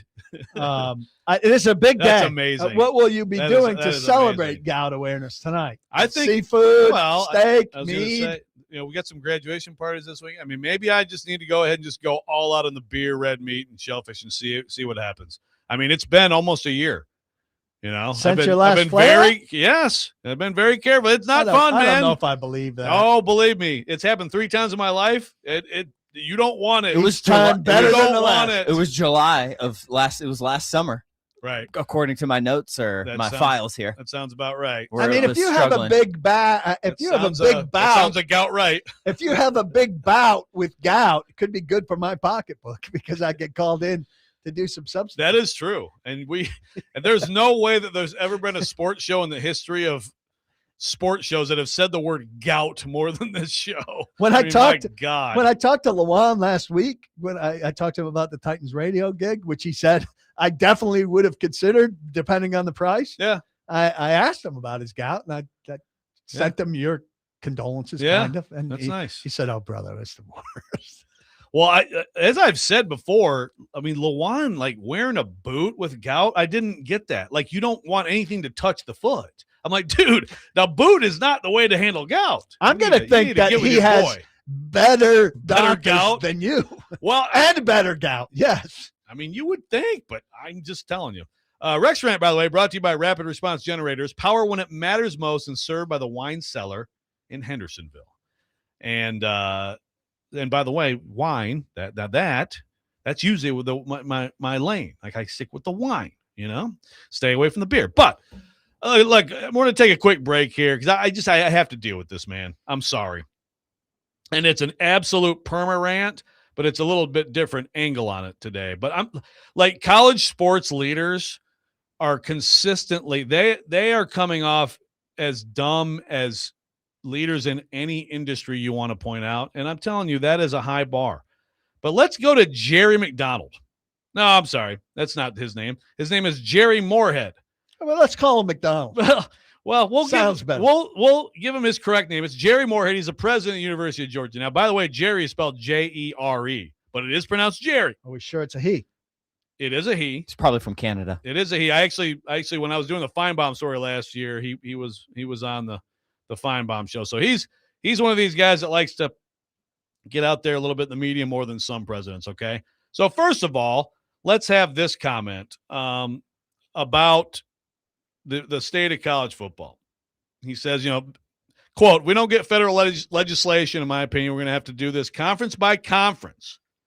Okay, let me set up the quote. He's talking about nobody's following the rules. They have this stupid we're going to have the CSC and set a cap, and we're going to approve deals, and we're going to monitor people that way, right? Everybody's ignoring it. It's a joke. It was going to be a joke all along. This is what Jerry Moorhead says. Quote, If we don't get federal legislation, in my opinion, we're going to have to do this conference by conference because we can't allow the Wild West to continue any longer. I'm prepared next week in Destin to be ready to vote on creating an SEC mechanism, SEC rules that we have to do if Congress isn't going to act as they should. We just cannot continue down this current path, end quote. Okay, so you're telling me that, in the SEC, we'll just have our own rules, and then they'll be followed? And then no one will break them because it's just the SEC? The SEC is going to police itself? I mean, you can't be serious. You say these things out loud to anyone who follows this at all, and it's just like, how do you have your job? I mean, it's unbelievable. Also, the Congress is going to act as they should. Yeah, sure. Yeah, you guys all begging Congress to do something. And again, anyone could have told you. All the whiners in media that have been screaming for years, it's not going to happen. You're not going to get bipartisan legislation. But here we go. Let's keep talking about it. Here's more from Jerry Moorhead. He talked to our as in the Athletic, Seth Emerson, who was a friend of the show, was on this week.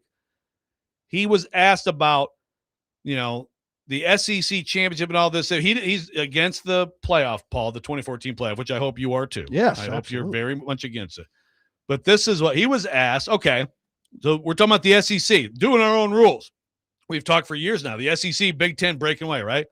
So he was asked about what if the SEC just did its own postseason?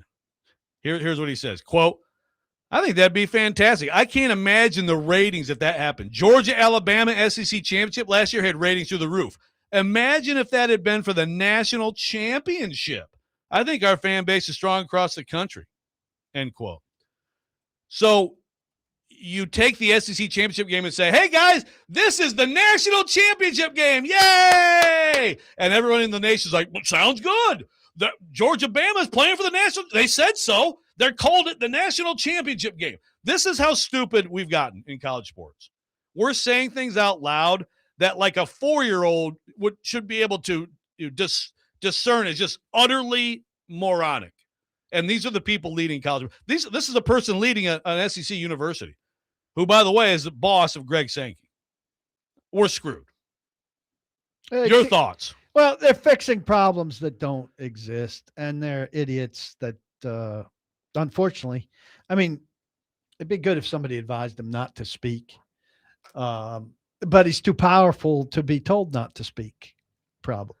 I mean, think about that idea, Paul. I don't want to hear from. Think about that idea. Like, well, we'll just break away and we'll just call we're the national. This is the national championship. We're the SEC. This is the national championship.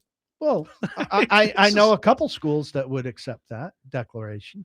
Probably. I mean, there are probably some listeners that are saying, yeah, SEC is the national championship, despite the Big Ten. I don't believe you. Better conference. I'm going to do the Anchorman. I don't believe you. I don't think any fan in the SEC would. I think everybody across the board, all Twitter, some people who should not have access to electronics would still reject this idea. Does the SEC fans currently think it's a better conference than the Big Ten?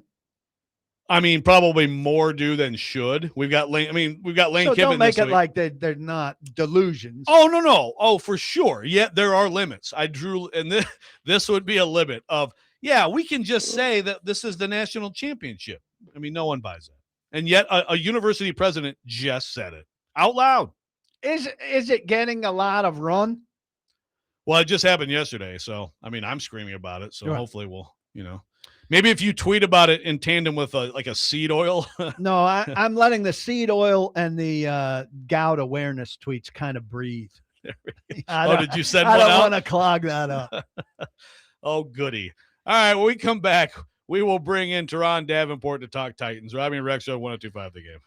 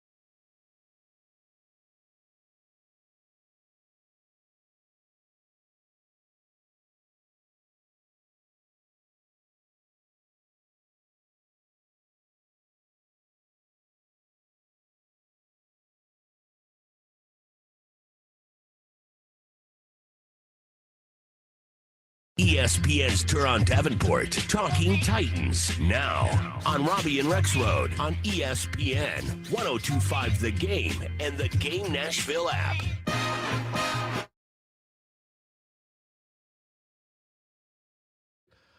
Ah, yes. How about those New York Mets? Welcome back, Robby and Rexrode 102.5 The Game. 8 o'clock Friday. That means it is time for our friend Turron Davenport. Wait, I actually don't know the answer to this. Did the Mets beat the Yankees 2 out of 3? They did. Oh, that's a beautiful thing. Yankees. That makes me feel better about the Mets collapsed. sweeping the Tigers. Welcome, TD. How you doing? You feeling good then about the Mets? Listen, I'm not feeling good about the Mets because I know what happens every year, but I will, and I didn't take the advantage of the opportunity to talk to PK about I the did not hear Yankees from him. Mets series, but we were focused on being the true professionals that we are. We focused on the task at hand, which was work. The Knicks, which was the Knicks dominating his Sixers. You guys, that's right. You share that. Well, he's a enthusiasm. Sixers guy. Oh, well, you're a Sixers you know guy. what? No, I had that shirt on yesterday for Daryl Dawkins. I love the.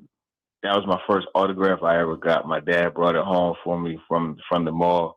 He met Daryl Dawkins, so I've always been a Daryl Dawkins fan. So I had the shirt on for that. I don't have a basketball team. That's interesting. That is interesting. Yeah. Also, Daryl Dawkins is awesome. Talk about a guy who used to destroy rims. Oh, unbelievable. Yeah, Chocolate Thunder. Yes, that's right. All right, so wait, before we get into the Titans, I mean, since this is the hot topic, and TD's kind of ripped up, unlike you and me. You know, the older guy who's in good shape, probably eats pretty clean. So, are you a seed oil avoider? Like when you heard that yesterday, you're like, oh yeah, I don't have any seed oils anywhere near me. I use more olive oil, but I still have not graduated from sesame seed oil. I love to cook with that. Got that too. Like Asian dishes, that's sesame seed oil, right? Yeah. Exactly. What do you do? You know, I still do that. My lady, she does not approve of it, but you know, can't do everything she wants. Well, seriously, what's the replacement? Because I forgot about that totally when I was talking about it earlier. Like when I make like a stir fry, I use sesame seed oil. What is the clean replacement for sesame seed oil? Robert Saleh, what is it? That's a good question. Don't eat stir fry, maybe. Oh well, what good is life if you can't have that? All right, that you guys need. One of you needs to. I think there's going to be hit him with some that extensive follow-up on this. Yeah, exactly. Yeah. I request Lauren Silvio. It's Silvio, right? Lauren Silvio, the nutritionist. Okay. Yeah, I'd like to answer that question. But TD, obviously Titans on the field. We've talked today about Tate looking good and Cam Ward, some different plays. What I guess beyond Tate looking like a guy who was drafted in the top 10 of the draft. What else yesterday? I saw your tweets. You had a lot of observations. What really stood out to you beyond that? I think it's just Brian Dable to me, and I love the emotion and just the way he was calling the plays and how he just kind of orchestrated the offense. I think that was pretty cool, seeing that there was a period where they had tempo, and they had a really nice pass from Ward to Gunnar Helm, and he was upset that they weren't getting on the ball, and he gave him an earful, and it just was pretty cool seeing, okay, this guy is fiery, and he's going to really push this offense. So that was something. There wasn't really everything else was just kind of status quo to me. Cedric Gray, I thought had a couple nice plays, so it was good to see him make plays. He's a guy that I think this camp is going to be important for. Is he and Cody Barton and Anthony Hill? Oh, there it is. Anthony Hill Jr. had a pick six. I thought it was really good how he was able to step in front of that pass to Restrepo and take it back to the house. So those are a couple things, but it was really the Carnell Tate show for the most part. Peter Skoronski kindly tipped us off that Schlotty is the front runner at center or leading the charge at center at this time. What do you feel comfortable saying about what we saw on the offensive line? Dan Moore, obviously not there. Decolis stepped in there. That's a guy I'm scared to death of. but senior guy steps in there, which is usually the case. But what are you thinking about the offensive line, and the length of time it would take for the rookies to get involved if they in fact emerge? Yeah, and I was curious about that. That's why I asked Dollar about rookies, like how he approaches it, because we know, Vrabel, he didn't really like to allow rookies to really make their mark initially. Like they had to work extra, and Saleh, he just had the cream rises to the top. So I figured, okay, we'll see Carmona, we'll see Coogan a little bit early. We didn't. I was surprised. I thought Jackson Slater would work with J.C. Latham a lot, but it was more Cordell Volson working with him.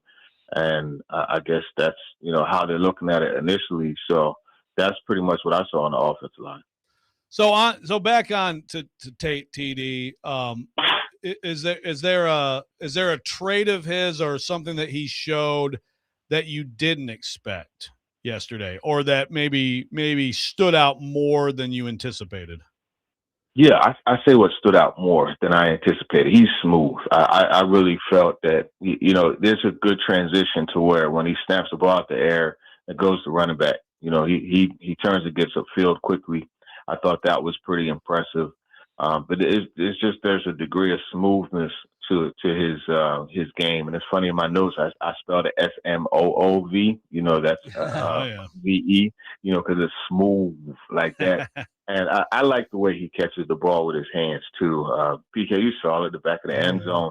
He jumped up, and Josh Williams was right there. And it's very strong. His hands are strong. And even on the slant he caught for what should have been a touchdown, but Brian Dable wanted another play, so he said it wasn't.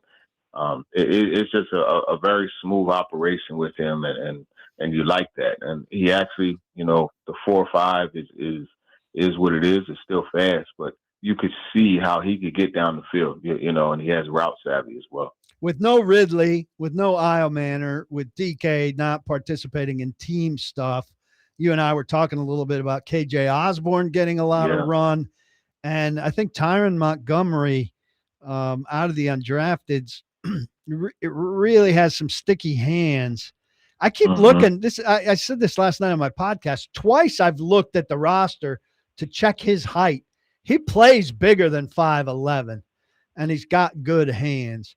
What are we thinking about slot behind? I know they're going to move people through it, and we know Wandale's going to be there first and foremost. But I certainly feel like Osborne and Montgomery probably fitting in there ahead of Kinsey and Restrepo, and barring injuries, we're going to see some depth there and some shuffling. Yeah. I think Osborne, I could see him as a guy that could play that slot position.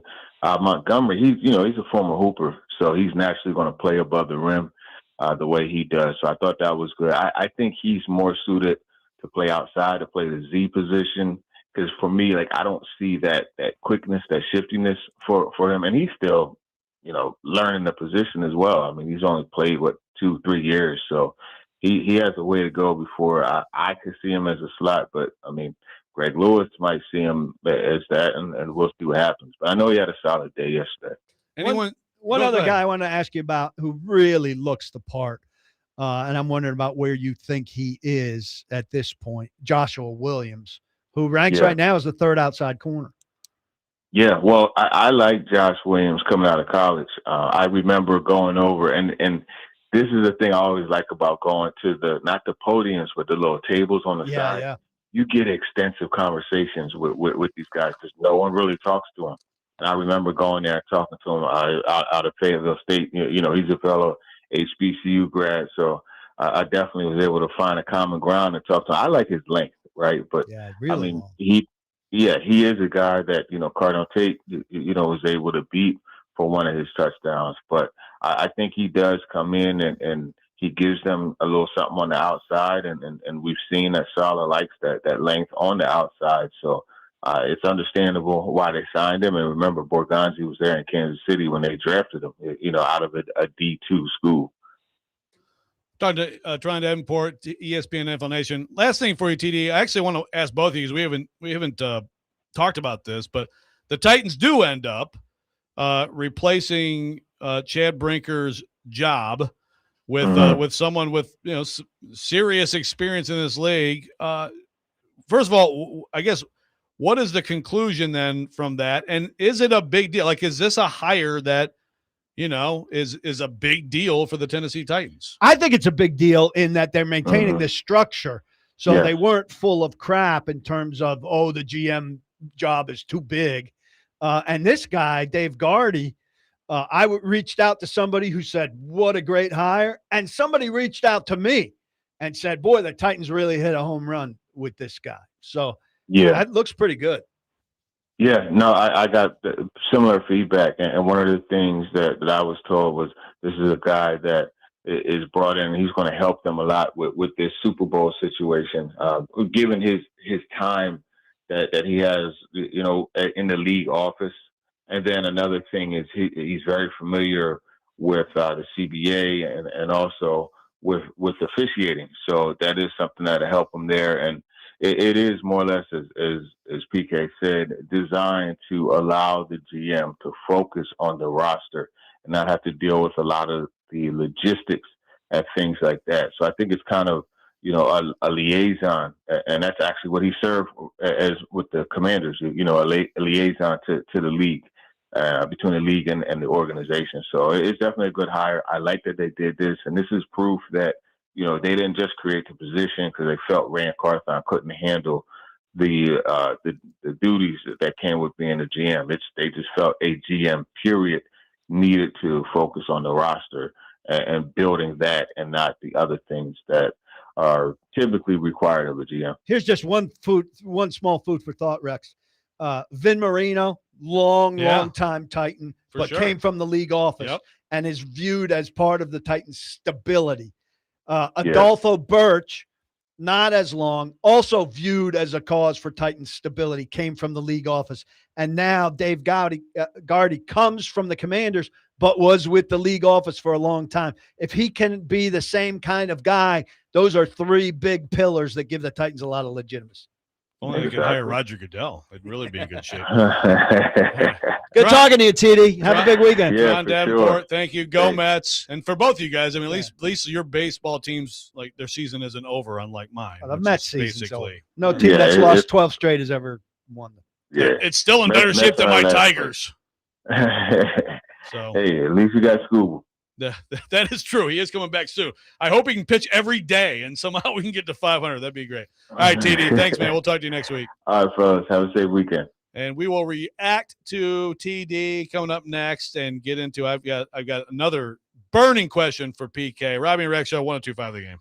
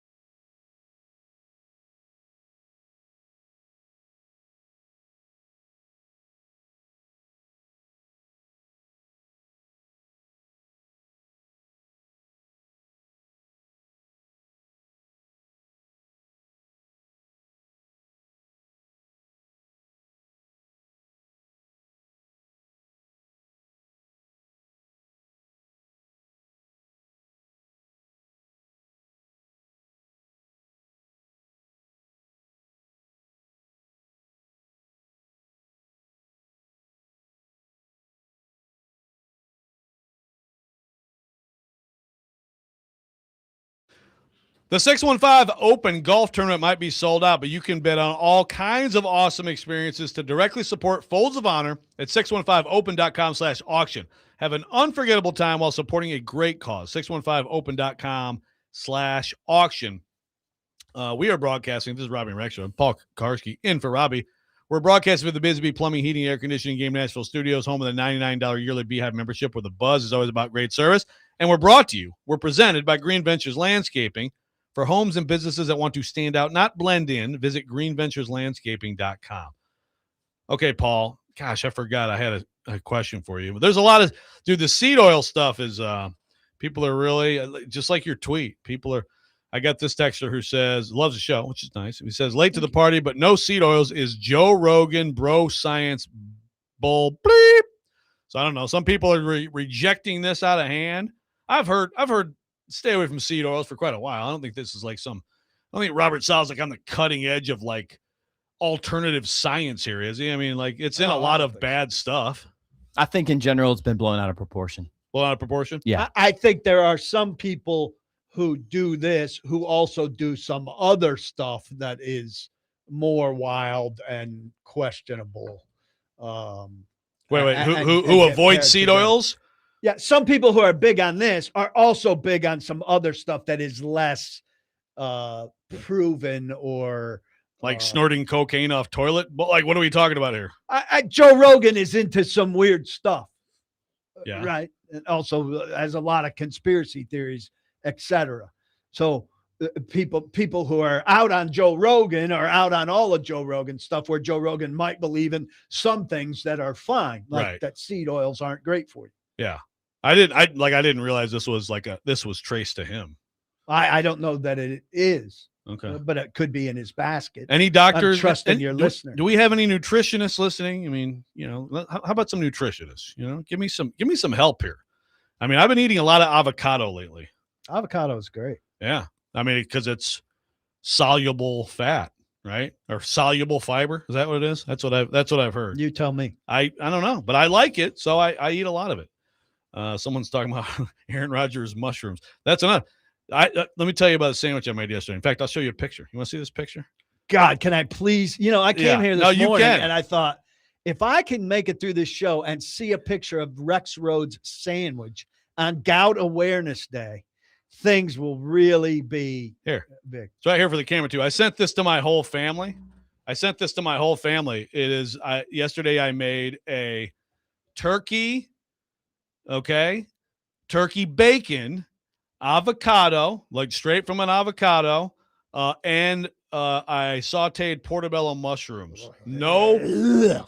Are you serious? Mushrooms are the most disgusting thing in the face of the Oh, world. They're fungus. Hey, let me give you some fungus. Ian, you're just come over here. Let me give you this fungus I have on my foot. Are they magic? Would you like to eat it?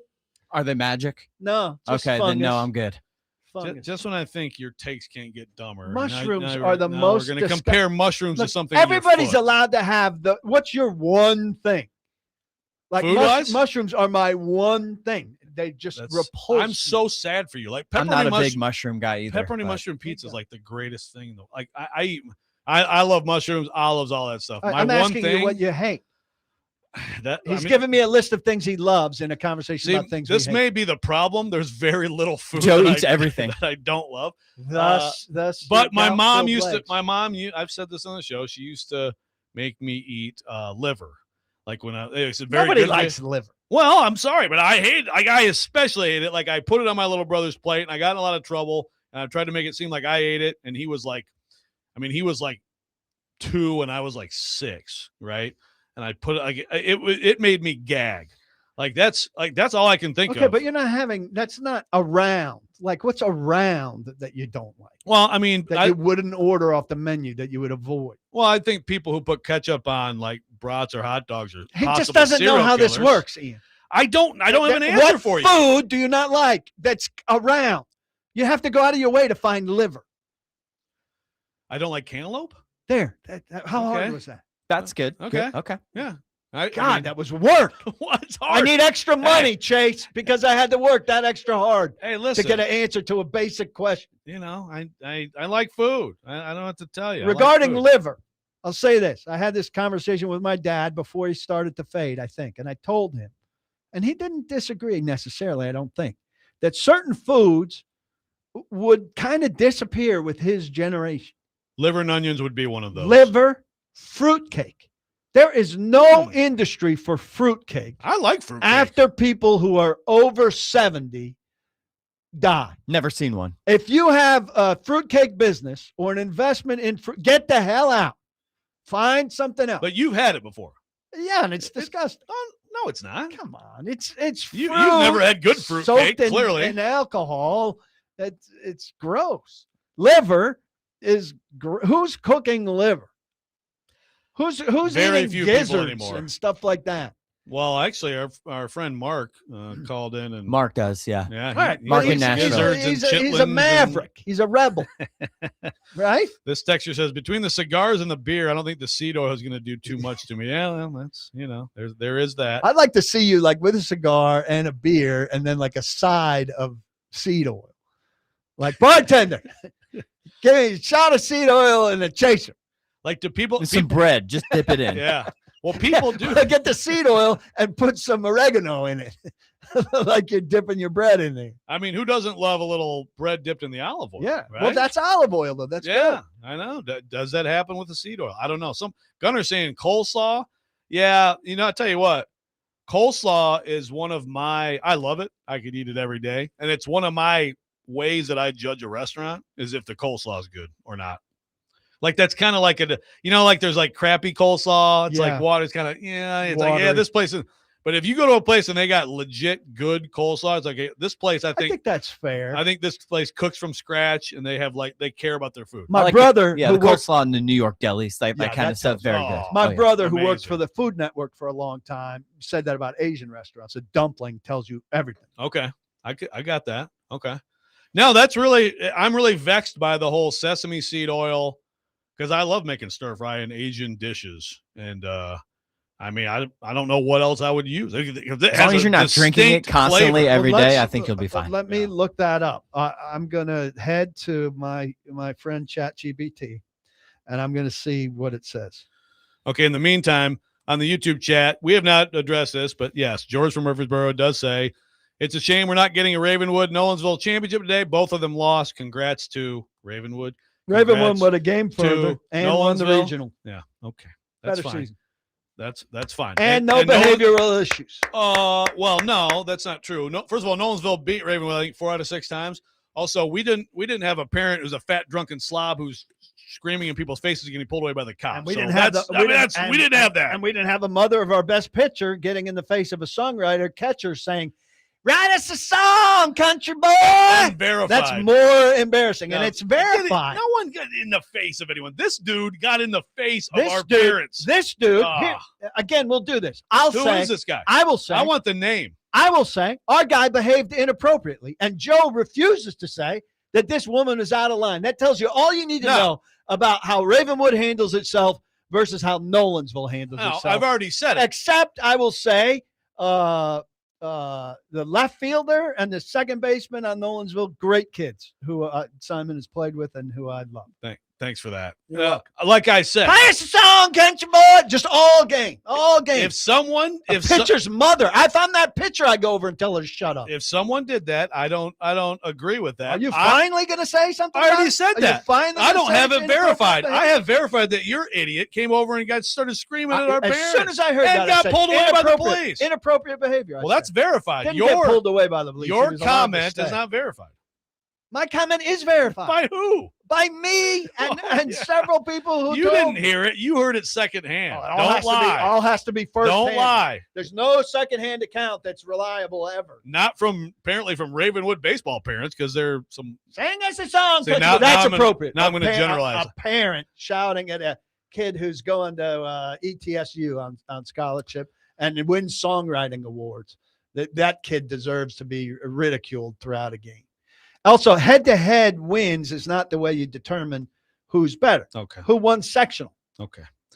Ravenwood. Oh, who raises a banner for sectional win? Oh, Ravenwood. I'm trying to be classy. Oh, who went a game further in the state? Oh, Ravenwood. Yeah, I'm trying to be classy, but you showing well, your how true are you being colors classy? again. You should be tipping your hat to those. I things. tip my hat to Ravenwood. Oh, Great there season. it comes. Finally. I said It's that. taken weeks and Ian, weeks. This Cut that. This I guy. tip my hat to Ravenwood. What I said at the beginning of the segment. This dude's so he has so little of his brain left. He can't remember something that happened 5 minutes ago. Finally, there's some hat. Dude, the clapping is very annoying. Finally, that's not me. That's the audience. Trevor says, fair or foul, Rexrode, coleslaw on your barbecue sandwich. Absolutely fair. Absolutely 100% fair. All right, we come back. Got weekend winners, so Paul can shut up for a while. It'll be great. Robby and Rexrode 1025 The Game.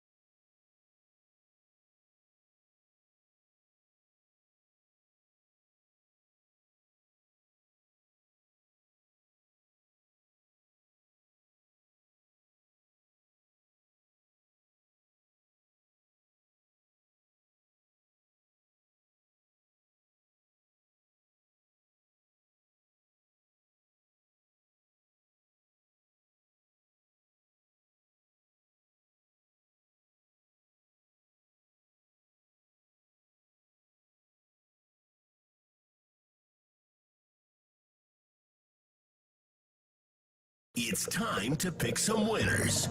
We hope. Robby and Rexrode have weekend winners for you. Now On ESPN. 1025 The Game and the Game Nashville app. And it is that time. Oh, that's right. I'm on microphone 1. Robbie's not here. Paul Kuharsky's here. Giving me agitation more than I need on a Friday morning. But it's weekend winners time, folks. Robby has sent in his picks. Let me give a standings update right now. So let's see. Last week, we all went 3-3. Robby went 3-3 and got his lock. Ian and I did not get our locks, which makes it, Ian, 38-40, 10-3 on the locks, 48 points.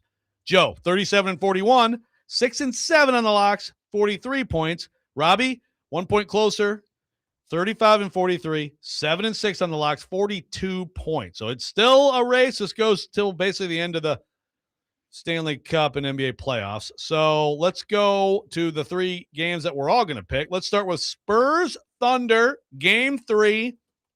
Thunder I want to make sure I have this right. Thunder are +1.5 on the road in game 3. Is that right? That's what I have. And the leader, Ian, let's go with you first. Yeah, this is tough. I'll be on this. I'm struggling on this series. Both teams are dealing with injuries. Spurs looked tired to me in the last game. So, but they're back at home. I think I'm going to take OKC. You go Thunder. +1.5, yeah. I am going to go Spurs. I'm going to go Spurs -1.5. I think they're going to win a close game. I love this series. I can't wait for this game tonight. Should be really good. Robby, also with you going with the Thunder. Do we think Fox or Harper, any of these guys play for the Spurs? Yeah, I haven't seen any updates on those. I'm worried about that. It's important. Yeah. Vegas, Colorado, game 2. Obviously, Vegas went in there and thumped them in game 1. We'll start with Robby. He's got Avs, and that is his lock. Guarantee. And honestly, like it is 1.5, right? You think we're doing 1.5, or are we doing straight up? You know that we normally have been doing the hockey game straight up. We normally have. We did not specify on this one, so maybe it is just straight up. I don't know. What do you think? I think 1.5 makes sense for this game in particular, just because, like, I mean, look, it would have been my lock too. But I think right now, I think the way that we've been doing it, because it's the playoffs, has just been straight up. So I think we have to keep it the way we're doing it. Unless, Robby, you want to text in. I think in his mind, it's straight up because that's all we've been doing in the playoffs. Okay. So I'm going to go Avs too. Ian? Yeah, I actually had Avs -1.5 down. So you're certainly going Avs I straight mean, up. To go down 2-0 would be surprising. Yes, very much so. All right, Knicks Cavs. Game 3 in Cleveland. The Cavs are -2.5 at home. 2.5. What do you think the line should be? 12? That the Cavs should be -12? I mean, the Knicks, is anybody paying attention to what they're doing? The Knicks? Yes.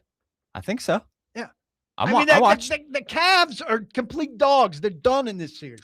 So wait a minute. Okay. So you just said the Cavs should be -12.5. The Cavs, the Knicks should be favored hugely in this game. Okay. All right. They got now I get what you're saying. Got it. Okay. I am, by the way, you can say that, and I'm still taking the Cavs in game 3. Give me the Cavs -2.5. You're just completely ignorant on the Knicks. Okay. You're unwilling to admit that they're going to be in the final. Oh, I think they're going to win the series, but I think game 3, the Cavs will show a little bit of fight. What has shown you that the Cavs have any fight? That they were up 22 in the fourth they beat quarter? the Pistons. Oh, okay. They were up 22 in the fourth Paul quarter. Kuharsky says it's just going to be a blowout sweep. They were up 22 in the fourth quarter. Holds a lot of stock with Joe. We're glad that you're. Never mind that they lost by 10. Right. We're glad that you are a fair weather, Did you see the overly genius in exuberant Knicks fan. He Robby, likes them because they were up 22 in the fourth. When they lost by 10. Okay, please stop talking. Robby also takes the Cavs. Ian, your pick. I want to take the Knicks, but go ahead. We're all taking the Cavs. I'm taking the Cavs. Fools. We're all fools. We Yeah, are all fools. I mean, I don't know. The Knicks are playing really well. They are phenomenal. The Knicks. I could see the Knicks winning this game, but and they're just in sync. Like the first game, you could tell the layoff kind of affected them. Right. They got off to a slow start. Which, by the way, that happened to the Canes too, as we Carolina, talked about they were missing all types of the Knicks were missing all these shots, turnovers, all out of whack. Brunson was throwing up bricks, and then they got hot. The last game, I kind of thought the Cavs were going to make a late run to get back into it, kind of like flip the script, but then the Knicks turned it back on. I don't know. I'm going to take Cleveland, though. Mitchell, I think, has a big game. All right, we got our individual picks. I'm going Canadians, Canes, game 2. Again, we're doing these things straight up. Give me the Canes. Make it my lock. They are not going to go down 2-0 in this series. Ian, your first individual pick. Okay, I'm going to sneak in a baseball. Give me the D-backs over the Rockies tonight. Bold pick, I know. These baseball cherry-picking ones have not gone well for me, though. The Braves we all picked the Braves. They ended up losing. Yeah. That is D-backs -1.5, I assume? Yeah. Yep. Okay. Okay. I gotta look at Robby. Okay. Robby. Oh, okay. So, see, now I'm confused because he's got Carolina -1.5. I think we have to go -1.5 then. If he's doing that, then we're going to do -1.5 on that. That's okay? fair. Okay. So we're doing -1.5, and I'll stick with it as my lock also, by the way. And then he's doing the same thing, which is the Canes, but minus the 1.5. So, okay. So I guess, I don't know. I guess we're doing -1.5 now in the hockey games. I don't know. Second pick for Robby. Vegas Avs in game 2, 6.5 over under. He is going with the under on that. Ian, your second pick. My lock this week. Guarantee. Going back, baby. Nashville SC. Oh, yeah. Our last game here before the international break, hosting NYC. Win. Lock for Nashville SC. There we go. And my second pick, Tigers, Orioles. Orioles -1.5. I expect the Detroit Tigers to not win another game. I hate them. Orioles -1.5. I'll finish it out here. Rangers, Angels. Rangers are -1.5. DeFrom pitching. Go ahead and give me that one. Give me the Rangers -1.5. Robby, his third pick is okay. He's got another over under. He's got game 2. Okay, so this one is Canadians, Canes 5.5, and he under also has that under. So there we go. He's expecting some low scoring games. Ian, close us out. I think I'm going to take Montreal to cover the 1.5. I don't know if they win game 2 versus Carolina, but I think maybe it's only a 1-goal game. I'm going to take Montreal to cover 1.5 in game 2 versus Carolina. Okay, there you go. 2 cover, and that'll do it. Weekend winners. And when we come back, we will wrap up the show with Paul Kuharsky, 102.5 The Game.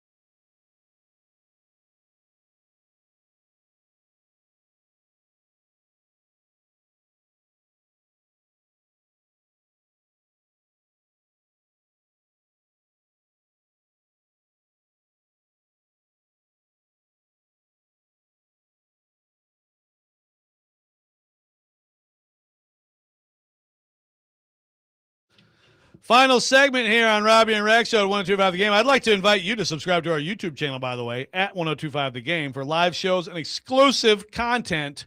Sure, today you saw some beautiful facial expressions from Paul Kuharsky as he's making up things about, Nolensville parents and whatever other. Play us a song, country boy. Whatever. Play us a song, country boy. Just making stuff up. I got a texter. I got a texter here saying, I bet we can get everyone to sign a petition to expel Paul Kuharsky from the Ravenwood community. Damn, they're trying to just ban you from the field. Where's this Tread lightly, bro. Where's this person texting from? Lebanon?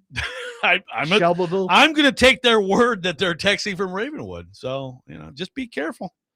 You may think that you're doing well, and but you need to, you need to calm down. You're making stuff up. When one of your parents is screaming at us about respect the game, and then he gets hauled away by police. I mean, that's. I'm sorry we did better than you, and that our kids didn't get suspended. I'm sorry. Okay. All right. Okay. What do we want to talk about? Last segment. What's your big weekend play? You sharing your. Well, I don't care. Yeah, I mean, Katie and I are planning to do a quick little dip down to Orange Beach and see a little Dave Matthews. But the weather is not looking great, so we're but that is the plan. The plan is because no one wants to hang out with us anymore. The kids they're either grown or they don't have any use for us anymore other than as ATM machines. So we're gonna just go do our own thing. Good for you. But we'll see, because going down to the beach, if it's going to rain all day, then, I'd still go to the show, but is it going to rain out the show? You know what I mean? So, 8 hours of driving and then 8 hours back. You're spending 16 hours this week driving. I hope it would be 14. I guess it depends on 14. So much better. Well, that's a couple hours less, right? 2. Yep. Someone else here says expel you from Williamson County altogether. Oh my goodness. How do you expel someone from a county? I don't know.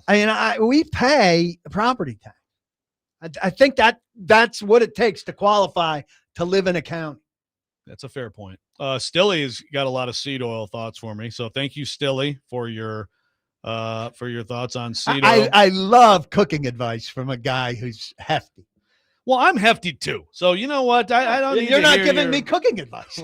I just showed you my amazing turkey bacon sandwich. That looked good. It did, right? But is Stilly going to put on a Rand Carthon hat and teach me how to cook? I will take my advice from somebody with a better physique. I'm sorry. God. Is the guy's so lacking in self-awareness? He says the seed oil is some conspiracy theory BS. So why didn't someone throw that? I sent you guys an article from John Hopkins. Oh, you did? To do some research after the show about it. Okay. But I will read that. Why didn't someone challenge Robert Saleh? This soft Nashville Titans press corps doesn't challenge Robert Saleh on seed oil. Where are you? How are you, PK? How was I prepared for that? You need to be prepared for whatever he might throw out at you.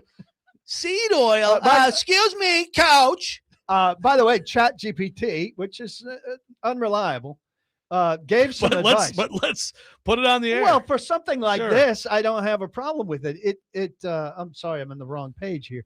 It gave advice as to what you could cook with, and I'll take this over Stilly. For stir fry, the best non-seed oil alternatives are usually avocado oil, probably the best overall substitute. Neutral flavor, very high smoke point, works great for high heat.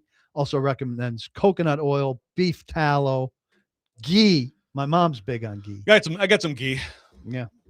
So I got some ghee and some coconut oil. I don't have any beef tallow. I've seen beef tallow chips. Have you seen this? You're supposed to put beef tallow on your face, aren't you? Is that right? For men, I think would I be less ruddy? Another thing that's all over the internet out there is that reduces wrinkles. Oh, wow. Haven't you heard that one, Ian? That's what Ian's got a very nice face. He's probably putting beef tallow under your eyes. Beef tallow? No, I've never had beef tallow that I'm aware of. You've never had bags under your eyes either. That's just because you're young.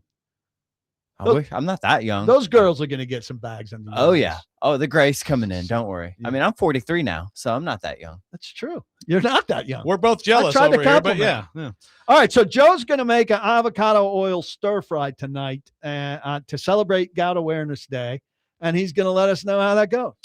Probably not tonight, but at some point I I think will they'll double up the soy sauce in the end is what's going to happen. I have a problem with the soy sauce. I put way too much. I put soy sauce on everything. Well, not everything, but a lot of stuff. And I put way too much on it. K. Dot in the YouTube chat says we need a Nolensville High School baseball parent show like Dance Moms. I tell you what, if your loser dude would be on it who goes over and screams at people, I think we'd have something there. Well, let's match him up with. I want his name. I want his name before this show ends. What's his her name? I don't even know who you're talking about. No one knows. She's no a one parent knows. of a player. You know who? Your best pitcher. No, I know the who guy you said who it you was. the guy who you kicked Bo Holloway out to CPA, who won the state championship, by the way. Yeah, good job. Hey, to Nolensville, kicking out their best pitcher to go to CPA to win a state championship. Another congratulations. You know Good nothing job. about that situation. You don't know who our best. Here's what I know. We have. You sent him away, and he won a state championship elsewhere. Good job. Way to embrace the kids of your community. No one sent him away or sent anybody away. But congratulations to him. Shout out to Bo. Great job. He's a really good close friend of mine. Great job sons, representing CPA. That's fine.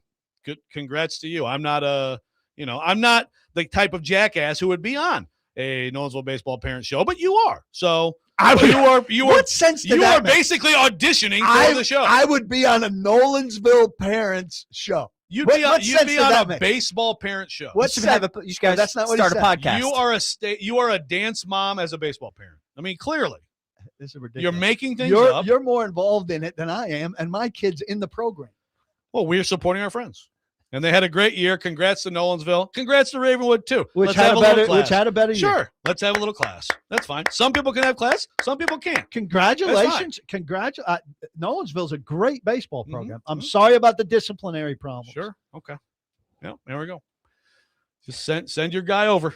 Send your guy over. Put him on the show. We'd love to talk to him. We'd love to talk to him about. I've over and over. I've disassociated myself from the guy and said his behavior. And you won't was say his inappropriate. name From the very beginning. I don't know his name.